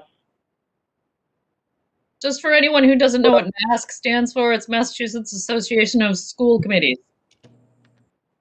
That's all. Thank you. Any other discussion? Mayor Wiedegaard. Oh, please go ahead, Mayor Wiedegaard. I like the resolution. I'm prepared to support it. It does obviously require the other item on the agenda, which is, well, actually, it's not on the agenda, but it does require us to be able to have some administrative leadership at the top of the office in order to make this all happen. So I'm hoping that we will get to that to that place. But I'm prepared to support this because I think it's really important, and I particularly like the 3-year extension. So as long as we have someone who can direct this motion at the top of the in our leadership, then I'm good with this. I know we're working on it. I'm not suggesting we're not. I'm just saying it is dependent upon having a superintendent or an interim superintendent or all of the above. The actual motion was revised to not refer to the superintendent to I understand. the action, so Mhm. we could designate someone among ourselves to relay the sense of the committee. Thank you, Secretary Johnson-Musad. And Vice Chair Ekstrom, go ahead. I actually just wanted to talk about the MCAS just sort of in general. As just in my own world, I don't feel like the MCAS is an appropriate test to be forced to take. If and this harkened back all the way to the 1900s. I recall testing, but it was achievement testing, and it was based the intention was to see where you were and what it was that you needed to be more successful with your education. And somewhere along the line, that has been lost. And so this isn't so much Howard in my head isn't so much as how are your students doing as opposed to what are the schools not doing. And that is not what this should be about, and that shouldn't be tested in my very own opinion. But I do also want to say that the state has said that they would like the test to be administered, but that they won't be relevant to anything basically this year, in part because it's not going to be a true reflection of anything other than how poorly the year has gone. And if they had to meet the requirements of the response by the state based on the scores, the state wouldn't be able to afford to do all of those things, in my opinion. And so do I think we should take the test? Absolutely not. I also think that if it did happen, it couldn't be used as a piece to discourage someone or keep someone from graduating. That's all. This is Member Karen. Member Karen, go ahead, and then Secretary Johnson-Musad. I hear what Member Ekstrom is saying, but I guess I go back to the point of if it doesn't mean anything, then why are we doing it? I just never mind the figuring out how to get them all to a building to test. Never mind how to work that out, how to enough staff, how to have proctors, how to keep everybody safe. The money and time spent doing that is just not worth it if it doesn't even mean anything. What is, and to be very clear, I am opposed to the MCAS in general, just for the exact reason that Member Ekstrom said. It used to be about figuring out where we were so we could round out our education, and now it's held as a standard that you can't live up to in different parts of the state based on how rural you are. You can't take a district that's at a different level and compare them, a Western Mass district, to the eastern half of the state and expect them to perform exactly the same. They have access to different things our students don't, and we have access to things they may not. It's a completely ridiculous statement. I mean, I took all those Iowa tests, those CAT tests, and they were terrible, but they didn't mean anything to me. As Doug Selwyn pointed out tonight, they didn't mean anything to me. I was a middle-class white child of privilege, so I took it, I was annoyed about it, and I moved on. But for a lot of students, never mind in Greenfield, but just in general, it's a source of stress and trauma that we just don't need to add to right now. I'm in support of this, and I'm in support of continuing to figure out ways to change the whole way we do this at all, in general. This just feels like a step forward to changing the way the state looks at these at all, for me. But that's me. Thank you, Member Karen. I think it was Member Johnson-Musad. Yes, just to say that I think one of the things that the tests have measured most effectively is the disproportionate negative impact of the way that resources are allocated in our school systems. And so essentially it's measuring how poor and how and whether the student is not part of the dominant culture and therefore disadvantaged in taking the test. And there's also a financial element too, where the testing companies are actually, making substantial sums of money from the state, while submitting our students to education that isn't appropriate based on teaching to a test that doesn't do anything. So I think, and I think that one thing that the pandemic has done is shine light on disparities all over the place. So we're having this conversation in part because of the pandemic has just made something that was already unfair just so horribly unfair to if we were to do it now. I hope that the conversation does continue past the pandemic towards getting rid of this altogether. Mm-hmm. Other comments from school committee members? Collins? Member Hollins, go ahead. Yeah, I'm going to support this for lots of reasons. Someday maybe we could have a long discussion about different models of testing and what's useful and what's not in schools. But what I want to say is, in addition to supporting this for all the reasons that have been mentioned, it is really important, in addition, that we all be accountable for what students are learning and to make sure what they're learning is what we think is relevant and to have some way of knowing that. And that's why I support putting all our money, having a coordinated curriculum office, because assessment would be part of that, and it would be racially unbiased and helpful to teachers. So all of this discussion supports having a unified curriculum office with all also accountability measures that teachers support.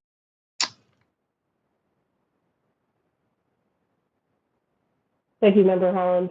I'm going to remind the public again, there is no using of the chat function during the school committee meeting. It's only for signing up for public comment. Other discussion, questions from school committee members?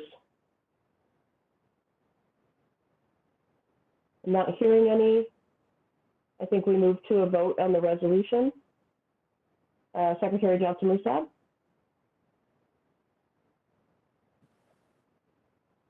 Let me unmute myself. Member Karen? Yes. Vice Chair Ekstrom?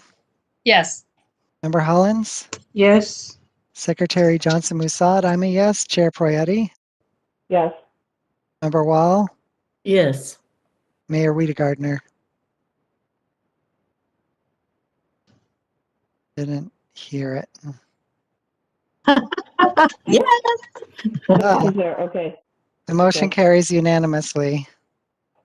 Wonderful. Thank you all for that, and thank you for that discussion. And not to put you on the spot, Secretary Johnson-Musad, but I think you did offer to communicate to the elected officials that are on the resolution that we did pass it. Is that something we can charge you with? Yes, and I'll copy the full school committee when I send that email. Wonderful. Thank you so much. Okay. Item 7 on the agenda, which is in-person learning update and discussion. I want to start with just a couple of things that are kind of top of mind for me. I did forgo my chair's report because I had some thoughts around this item. And I just quickly, I want to mention that we appreciate everything that folks are saying and the push from the public to go back to in-person learning and as quickly as possible. And yesterday we did receive, and I want to acknowledge the school committee, I believe the mayor and the mayor's office, other city leadership, and the teachers union were provided with a copy of a petition that had been circulated in the community asking for us to move to in-person model, giving a date in late April. And I want to just acknowledge that we have, we've received that, and we appreciate the engagement on the community in what was clearly a very, very important thing, and that is getting our students back to into the schools. So let's start with a motion. I'm sorry, I'm just looking over my notes here before we move into the motion piece. Okay, so I think let's start with a motion along the lines of moving to authorize the superintendent and district leadership to begin preparation for implementation of a hybrid style learning model in April of 2021. we can start there. Remember, motions can fail if that's not what folks are looking for. But we can start with that and see where it gets us. Do I have a motion? So moved. Who was that? Was that member Karen? Yes. And a second, please. Member Wall with the second. Thank you. And let's discuss. This is member Karen. Please go ahead, member Karen. I thought maybe it would be good for me to speak a little bit about the great team and where we were and what we would typically be doing as the next phase. I guess I do also want to reiterate what Chair said about I really do appreciate civic engagement at all levels all the time. It's such a a wonderful way to show people that you are involved more than just it's just a great way. I was really appreciative of the movement, and I thought it was a good way to engage the public. Anyway, so typically the plan of the great team would be to move into phase 3 at this time, or actually, and none of the phases that we have really called for what I think parents specifically in that model were asking for, in the petition, I should say, which is an in-person learning with your teacher.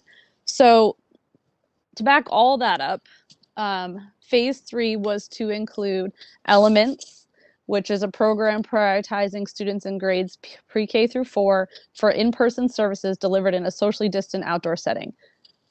Clearly from that description, we had expected this would happen sooner. That also included streams available at the high school and the middle school, and is allowed a number of students to access live remote content while being supervised. That meant that they weren't necessarily there with their English teacher, but they were being supervised. Then we would have moved into phase 4. And if we were to continue following the original plan, this is where I would suggest we move next, because all that does is actually include one more program called Early Essentials. And that's available for kindergarten and maybe up to 2. And that again becomes supervised remote learning. The children are at school with teachers, but it's not specifically their 2nd grade teacher or their 1st grade teacher. That is students in a classroom learning on their computers with supervision from a paraprofessional. It could be a teacher, it could not. They would still have lunch at their desks in a classroom, and they would still have some form of outdoor play. So I just wanted to clarify that first.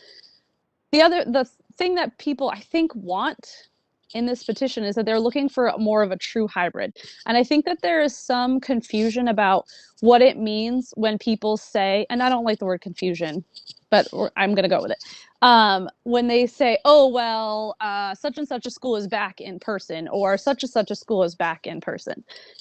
There are 3 ways the districts around us and across the state are running a hybrid program. They are doing fully supervised remote learning. That means that the children go in, they are not necessarily in a 2nd grade classroom, they're not necessarily with 2nd graders, they're in pods that make sense based on sibling groups or friend groups or sports groups or things like that. They are supervised by a paraprofessional or a teacher or a building monitor, and they have access to teachers if they need it. They're more accessible to mental health services because we can see them and be them. But that doesn't mean that their 2nd grade teacher is teaching them. They still are on screens almost the entire day and all of that.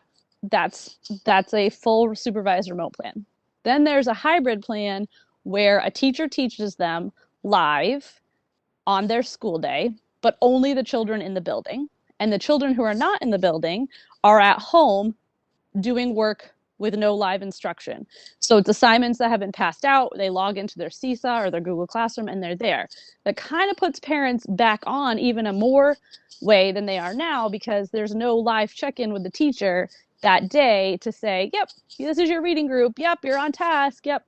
That's not happening. So they'd have 2 days where they're actually getting real live instruction and 2 days where they're on their own on a computer at home.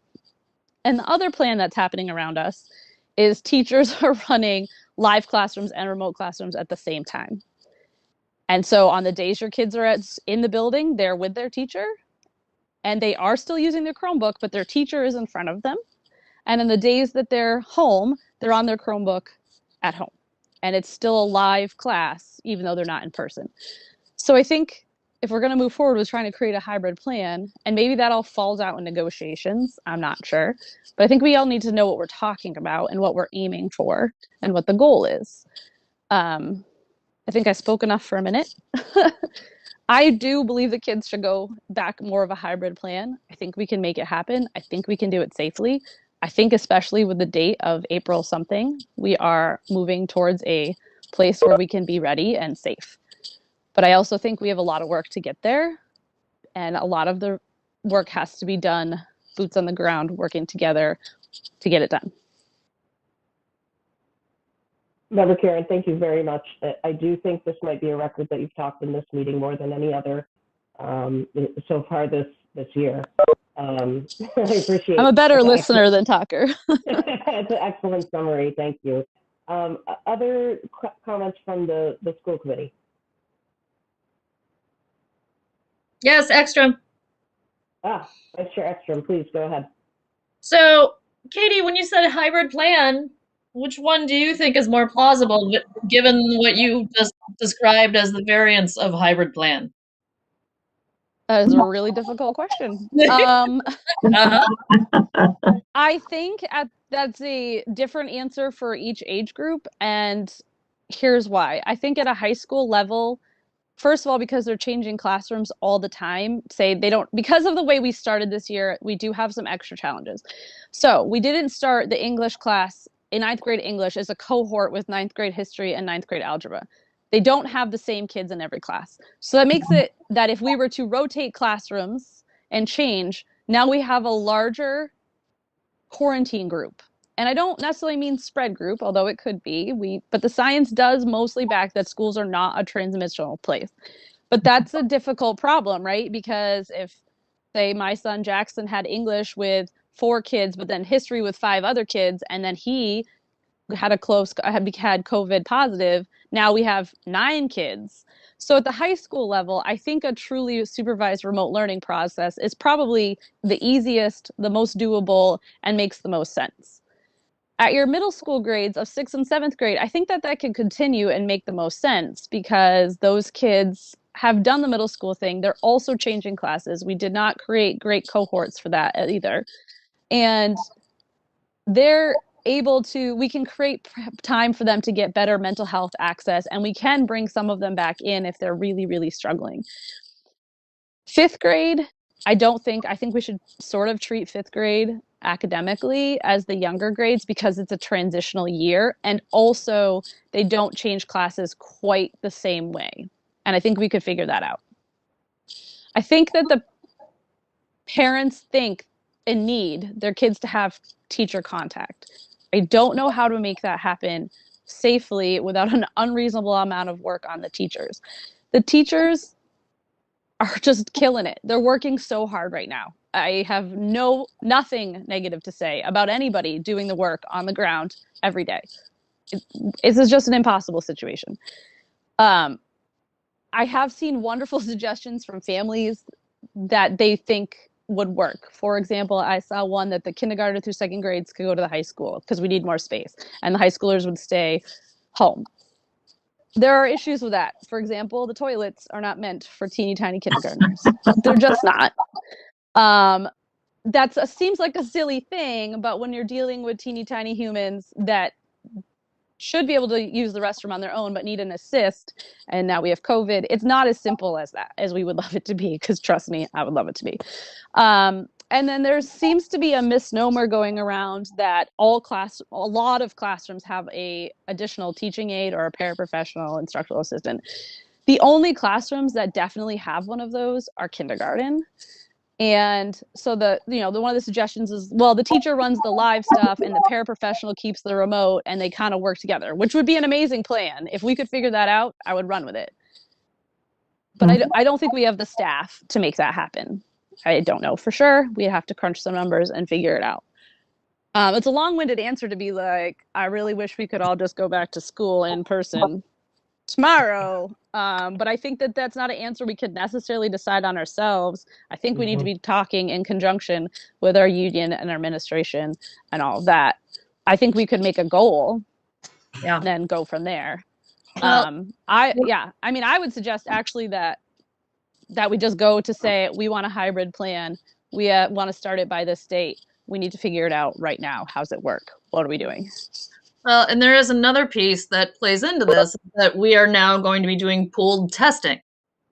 And pooled testing is conducted, that there's always a pool that is tested together. So they are essentially a pod.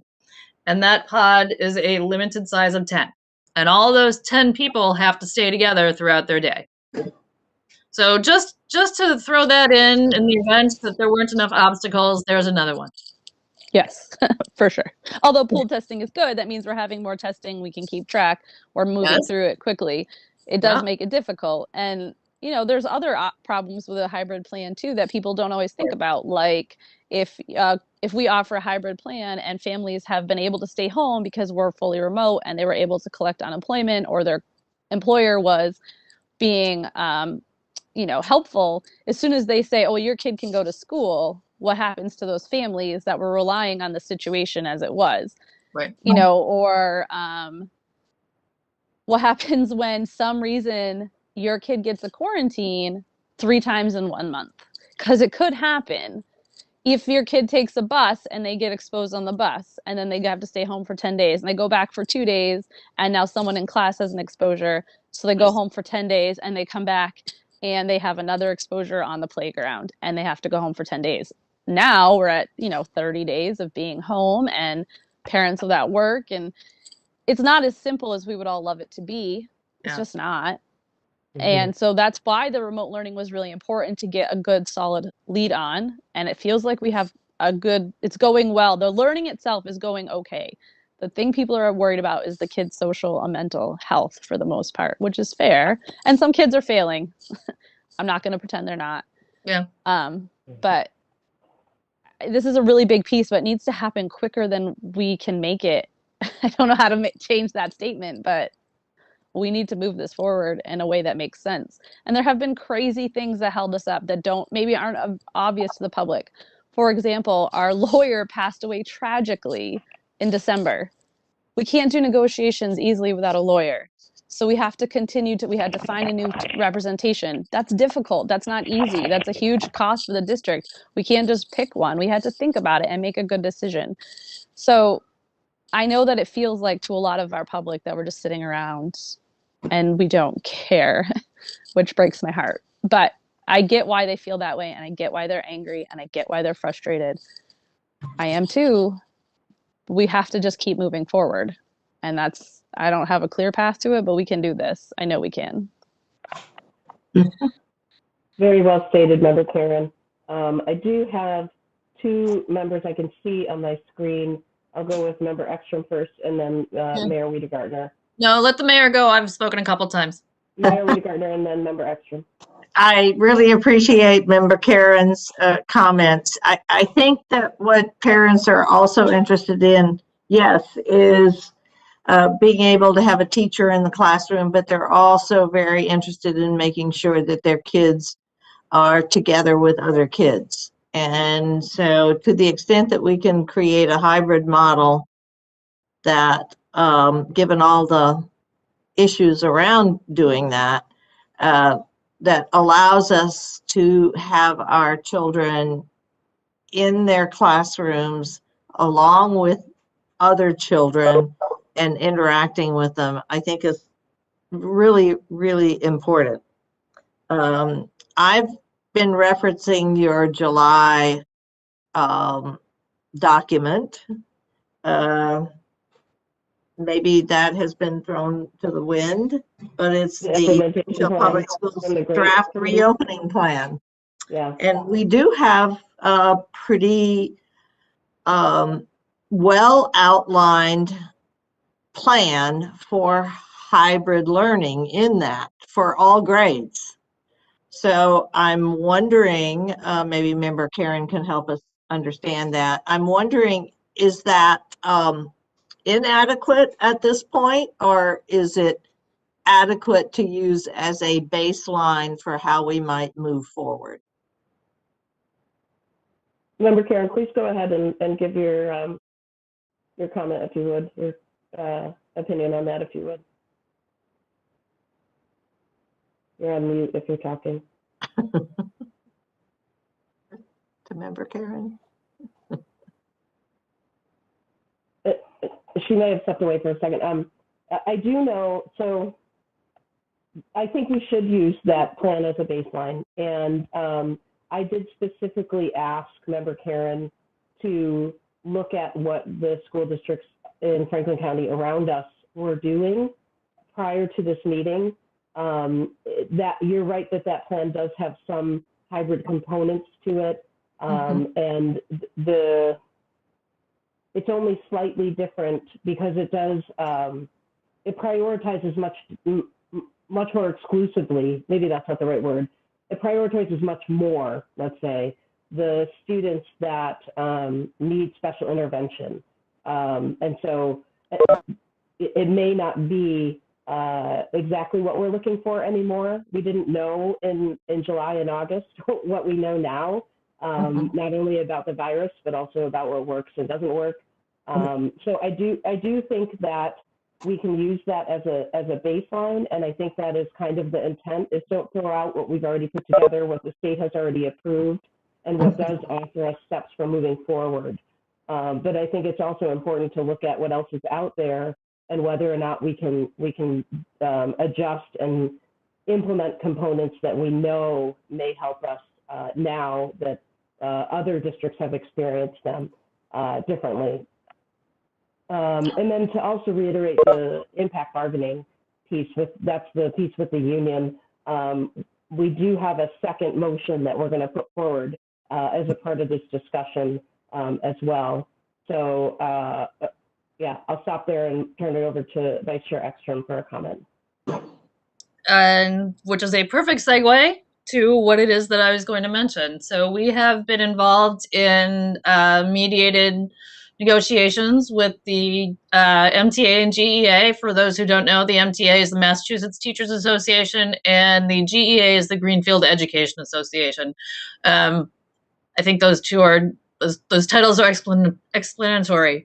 But there is something that we sort of come back to, and also in moving towards hybrids and thinking about air circulation and things like that, we are going to recommend, and I'm going to make a motion that I move that we authorize up to $200,000 for the purchase of. Hold off on the motion, because we have a motion on the table already. Yeah. Oh, I'm sorry. Oh, we were just talking.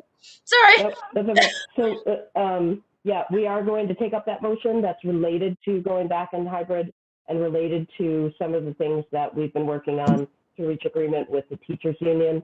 So the motion that is on the table currently is a motion to authorize the superintendent and district leadership to begin preparation for implementation of a hybrid style learning model in April 2021. So we'll take more comment if there is some on this, otherwise we can move to a vote. I'm not hearing any other comment from school committee members. Only a couple of you are on my screen, so you need to speak up if you want to make a comment. This All is right, so sorry, ahead, I got kicked out for a minute. It's okay. So there was a question about from the mayor that perhaps you can answer better than I did. Okay. The GREAT plan, the implementation plan from the GREAT team, does Yes. include those components you talked about, the streams, and there was something else, a number of different components. Streams, elements, and essentials, yeah. Thank you, that are really hybrid-like. Yes, yep. And would you suggest starting with that plan as a starting point, or have you learned, or have we learned enough to say we need a totally different plan? That's a difficult question. They are a hybrid plan, but it's truly supervised remote learning. That's what it is, and that would accomplish getting children out of the home with their peers, getting people able to go back to work more. I'm supportive that's what we want to do. My concern is that we are not at a place that we have negotiated that yet, and if that takes a month to get there, and then we have to then again negotiate a different type of hybrid plan, that is a lot could delay a different kind of hybrid more. That is my only concern about it. But if all we're going to do is provide a true remote learning supervision service, which is a fine option, it does cover a lot of the bases, then we should just run with that plan, and that's an option. And do you think that maybe that question gets a little bit into what really should be left up to the district administration rather than left up to the school committee? Yeah, I think that is an accurate representation of that. That's how it feels like to me. We're not the educators. We don't know enough to make right, those decisions. But the discussion can be heard, and we can move from there with people who know better than we do. Can I make a 30-second clarifying comment about something I said earlier? I in my conversation, or a monologue for lack of a better word, I named a lot of the issues that we're facing, and I don't think they should hold us back from moving forward at all. I just want the community seems to be unsure why we're not moving forward. So I was trying just to name some of the things that are holding us back. That is all. We should be moving forward. We should be figuring it out. We should have been doing it a little faster. I just want to be clear. I'm not saying, no, we shouldn't do it. I'm just saying these are the things we have to consider, because we're not considering just our families at home. We're considering a district as a whole. That's all. Could I comment, please? Mayor Wiedegartner. Yeah. Thank you, Katie, Member Karen. I guess I've moved beyond those pages in this report that you're talking about to pages later in the report, models for in-person, hybrid, and remote learning. And I felt like there was some good information in there under the hybrid model that does specify each school and how we might make that happen. So rather than streams, elements, etc., I wonder if we aren't capable of focusing on that and moving forward. Okay, so I think the only confusion here is, Mayor, I'm guessing you're looking at the plans, the three plans. It's old, too. The three July. plans that were A lot has presented changed in July, and what we did after that is we adopted one of those, which was Remote Plus. I understand. And so, so we could absolutely go back and look at those. We would need to just, make sure that that we're approving whatever is put into place. But yes, that information does exist. You're absolutely right. Okay. Hollins? Other comments? Member Hollins, please go ahead. First, I'd like to thank Katie for all the work she's done on behalf of our committee handling this. I'm really appreciative that she has put so much depth of thinking in it. Secondly, I'd like the idea of reviewing the plan. When we wrote this plan, there were not hundreds of schools that had figured out how to have a hybrid with some children back in schools. But now there are districts around us that have figured it out. I'm not comfortable not looking at that. I think as a school committee, it's a policy. I mean, what we're hearing tonight is people are desperate to get back to in-person learning, some people. And if there are successful ways to do that, I'd like to know what they are and encourage us to pursue that for people who want to pursue that.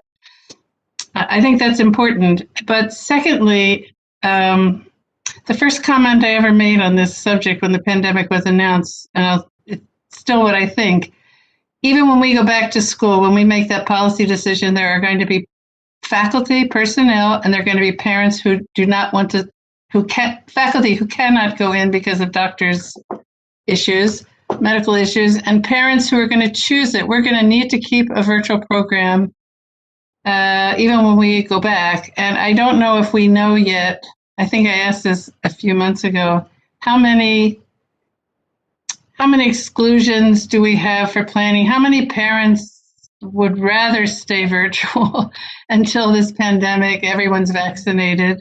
And I have a question whether there's some way within the city we can prioritize our school personnel for the vaccine when it's available to the extent that that might be a factor in getting our staff more comfortable going in or parents more comfortable. And lastly, I just want to say I've heard a couple of comments in the community annoyed with us because the reason we're not moving to let children go back to school is because of money. And I said to them, I have never heard that the reason this isn't happening is because of money. So I just wanted to say I'm not aware that that's one of the reasons I understand to be a reason. And I really would like to, without too much delay, actually know what are districts doing that have moved to hybrid that has students back in school around us. There's some synchronous models where a teacher teaches a class and a few children are in school and the rest are out, but they're all getting the same instruction at the same time. And I just think this would be really interesting for us to know soon and then to go back, see what's possible and have a better sense in our own mind. How many parents really want this? Some really do, some really don't. I'd sure feel better figuring this out if I knew, because I don't think it's everyone, but it's certainly a lot of people. Thank you. Thank you, Member Holland. Other comments or questions related to this? I would like to move to a vote soon. We've learned from our meetings in the past that 2 hours of public session, knowing that we have to also do an executive session tonight, is about the limit of doing our best work in both pieces of the meeting. So I would like to move to a vote unless there's any last comments on this. This is Member Karen. I swear it'll be my last comment. I did do some research, and it's an appropriate thing to talk about, finding out what the other districts are doing. I do appreciate that. I want to say that there's a goal I would shoot for, but I don't think it's fair to say it until we get on talking with the teachers.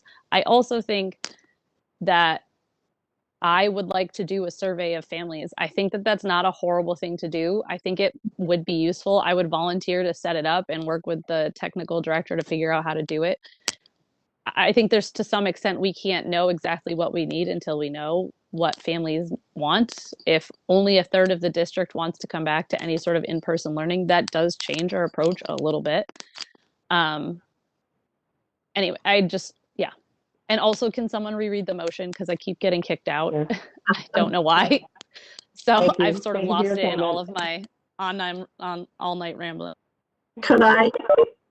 Mary Gardner, very quickly, please. Yes, it will be extremely quickly. I understand completely that vaccinations are going to be an issue when we start really talking about this out of theory, out of what we'd like to plan to do, what the plan's going to be, what are we going to do on the ground. And I just want you to know that this is phase 2. We are doing very successfully our vaccinations here in Greenfield.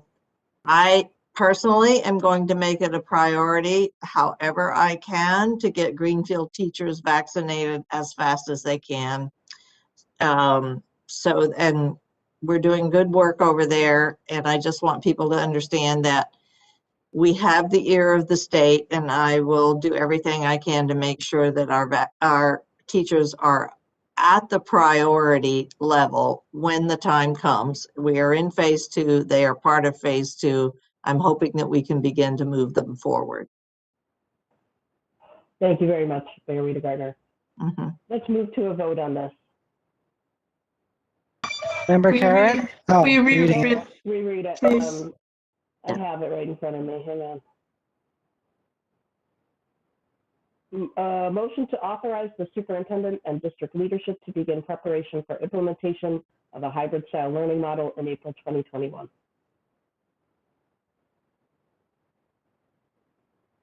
Member Karen? Yes. Vice Chair Ekstrom? Yes. Member Hollins? Yes. Secretary Johnson? Please. Oh, I think you froze. I think she's frozen. So Member Wall? Yes. Mayor Rita Gardner? Yes. Chair Peretti, are you back with us? Yes. You voted yes? Okay. I'm voting yes. The motion carries unanimously. Wonderful. Thank you all. There is one more motion we would like to make tonight related to this. Let me find it. Oh, sorry. I'll find it. I've got I've it got right it. here. Oh, go ahead, Glenn, if you've got it, please. Okay, I'll make it and then we can discuss. People might not understand why we're making this, but then we can describe as well as we can. I move that we authorize up to $200,000 for the purchase of air purifiers as needed to move toward a hybrid style learning model. Second by Second. Ekstrom. Second by Ekstrom. Ekstrom. Okay, Glenn, do you just want to give us a quick overview? Or do you want me to? Either one's fine.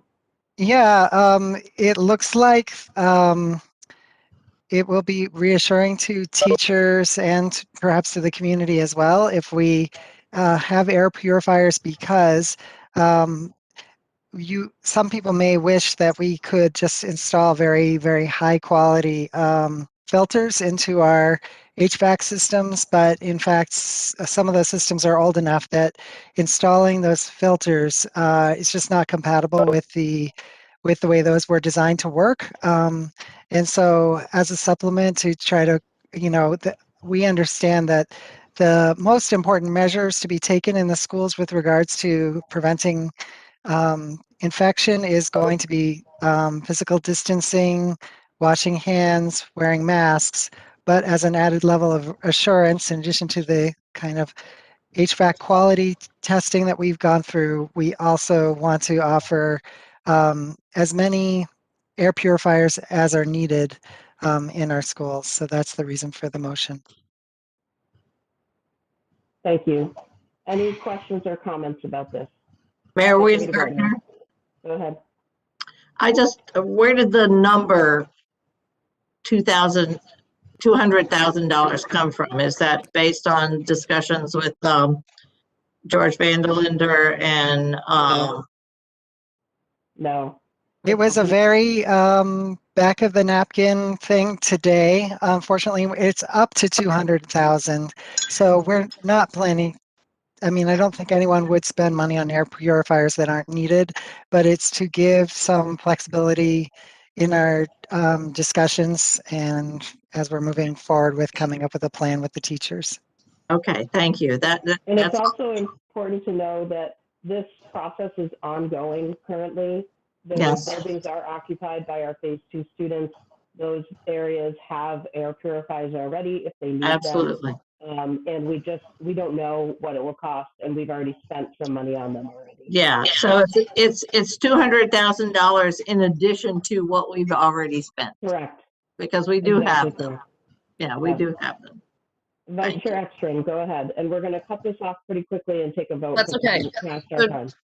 So yes, Glenn is correct in saying it was sort of the back of a napkin. What we did is looked at the air purifiers that we have already and multiplied them by, I believe we sort of suspected we need at least 60 and came up with a number similar to this. It's up to 200,000 because the likelihood is that it will be, I don't know, 160.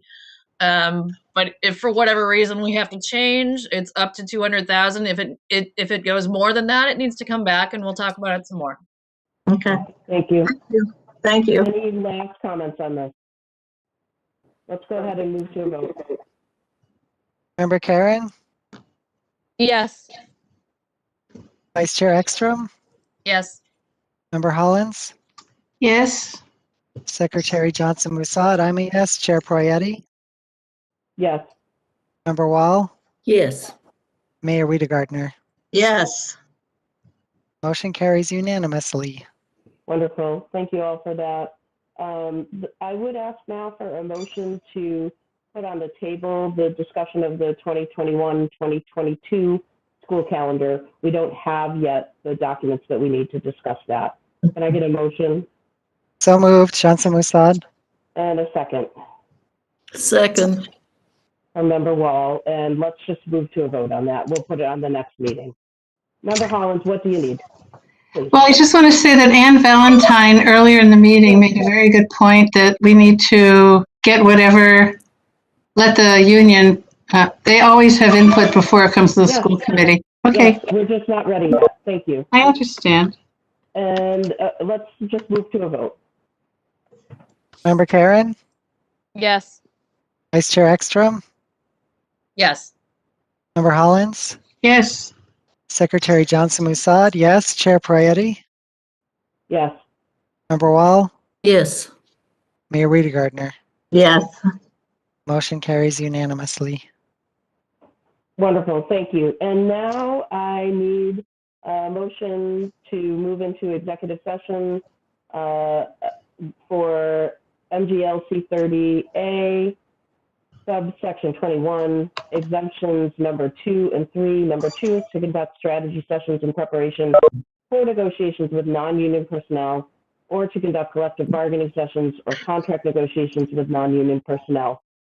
Number 3 is to discuss strategy with respect to collective bargaining or litigation if an open meeting may have detrimental effect on the bargaining or litigation position of the public body, and the chair so declares, and I do declare. Can I get a motion? So moved. Wiedegardner. Mayor Wiedegardner. Second, Hollins. Can we have a roll call vote, please? Yes. Member Karen, Yes. Vice Chair Ekstrom, Yes. Member Hollins, Yes. Secretary Johnson Musad, I'm a yes. Chair Prayati, Yes. Member Wall, Yes. Mayor Wiedegardner. Yes.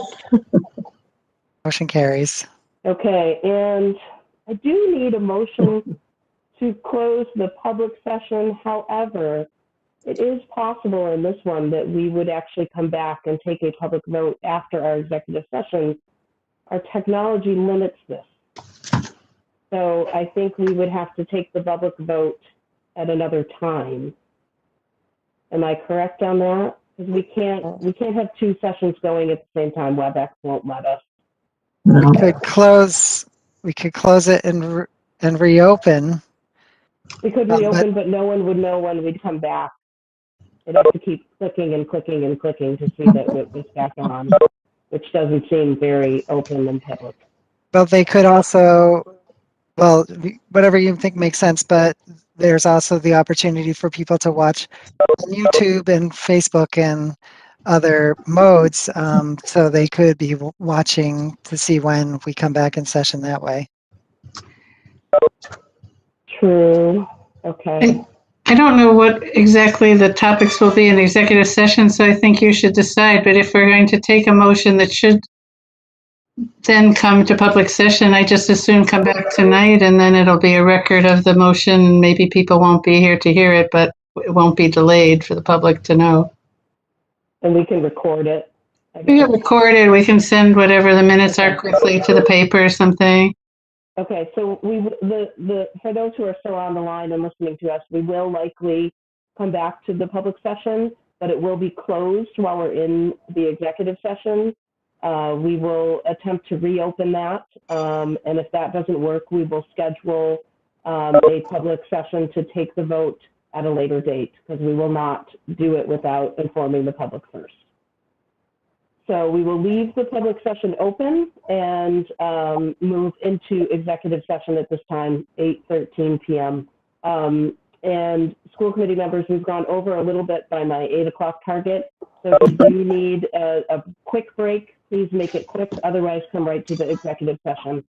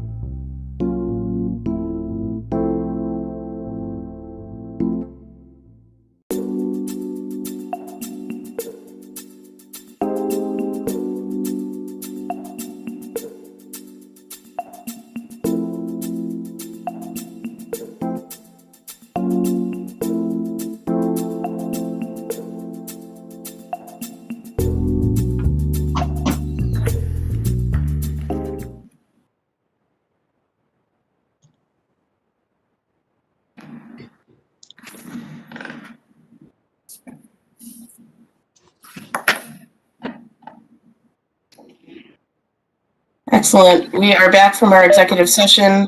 We have left this meeting open, so there's no need to do a motion to, never mind. It's late. Can we just do a roll call to indicate which members are present? Let's start with that. Okay, Member Karen,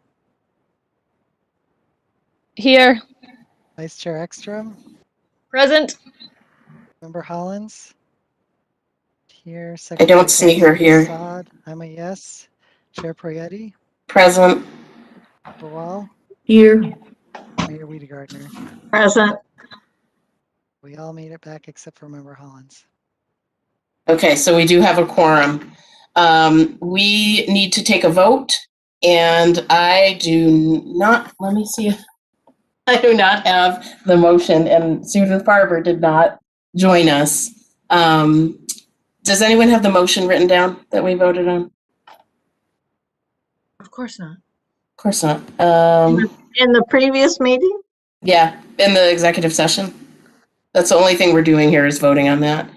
Didn't we say we moved to accept the proposal from TMS? I mean, Yes. wasn't it very simple? It was, yes. We moved to accept the motion from the Management Solutions, otherwise known as TMS, for district leadership services. Right, that was it. Do I have that motion? Member Wall makes the motion. Do I have a second? Second by Ekstrom. Any discussion? Okay, and let's move to a roll call vote, please. I wonder if for the good of the public, maybe a little bit more description of what the proposal Sure. is. So I'll quickly describe for people who are listening at home. TMS is a consulting service that currently does our business management operations in the district. In this time of transition with our superintendent, we are hiring them to provide some consultancy services related to the district leadership and administrative operations. And there will be more details forthcoming with that very soon. Does that work? Great. Great. Okay. And let's do a roll call vote, please. Member Karen, Yes. Vice Chair Ekstrom, Yes. Secretary Johnson Musad, I'm a yes. Chair Prayeti, Yes. Member Wall, Yes. Mayor Wiedegardner. Definitely. Yes. Motion carries. Wonderful. And thank you all. And I will take a motion to Move. Adjourn. Wait, it still need a roll call vote, please. And a second. I second. Thank you. Member Karen? That is a yes. Vice Chair Ekstrom? Yes. Secretary Johnson Musad, I'm a yes. Chair Prayeti? Yes. Member Wall? Yes. Mayor Wiedegardner. Yes. And we are adjourned at 9:30 p.m. Thank you all.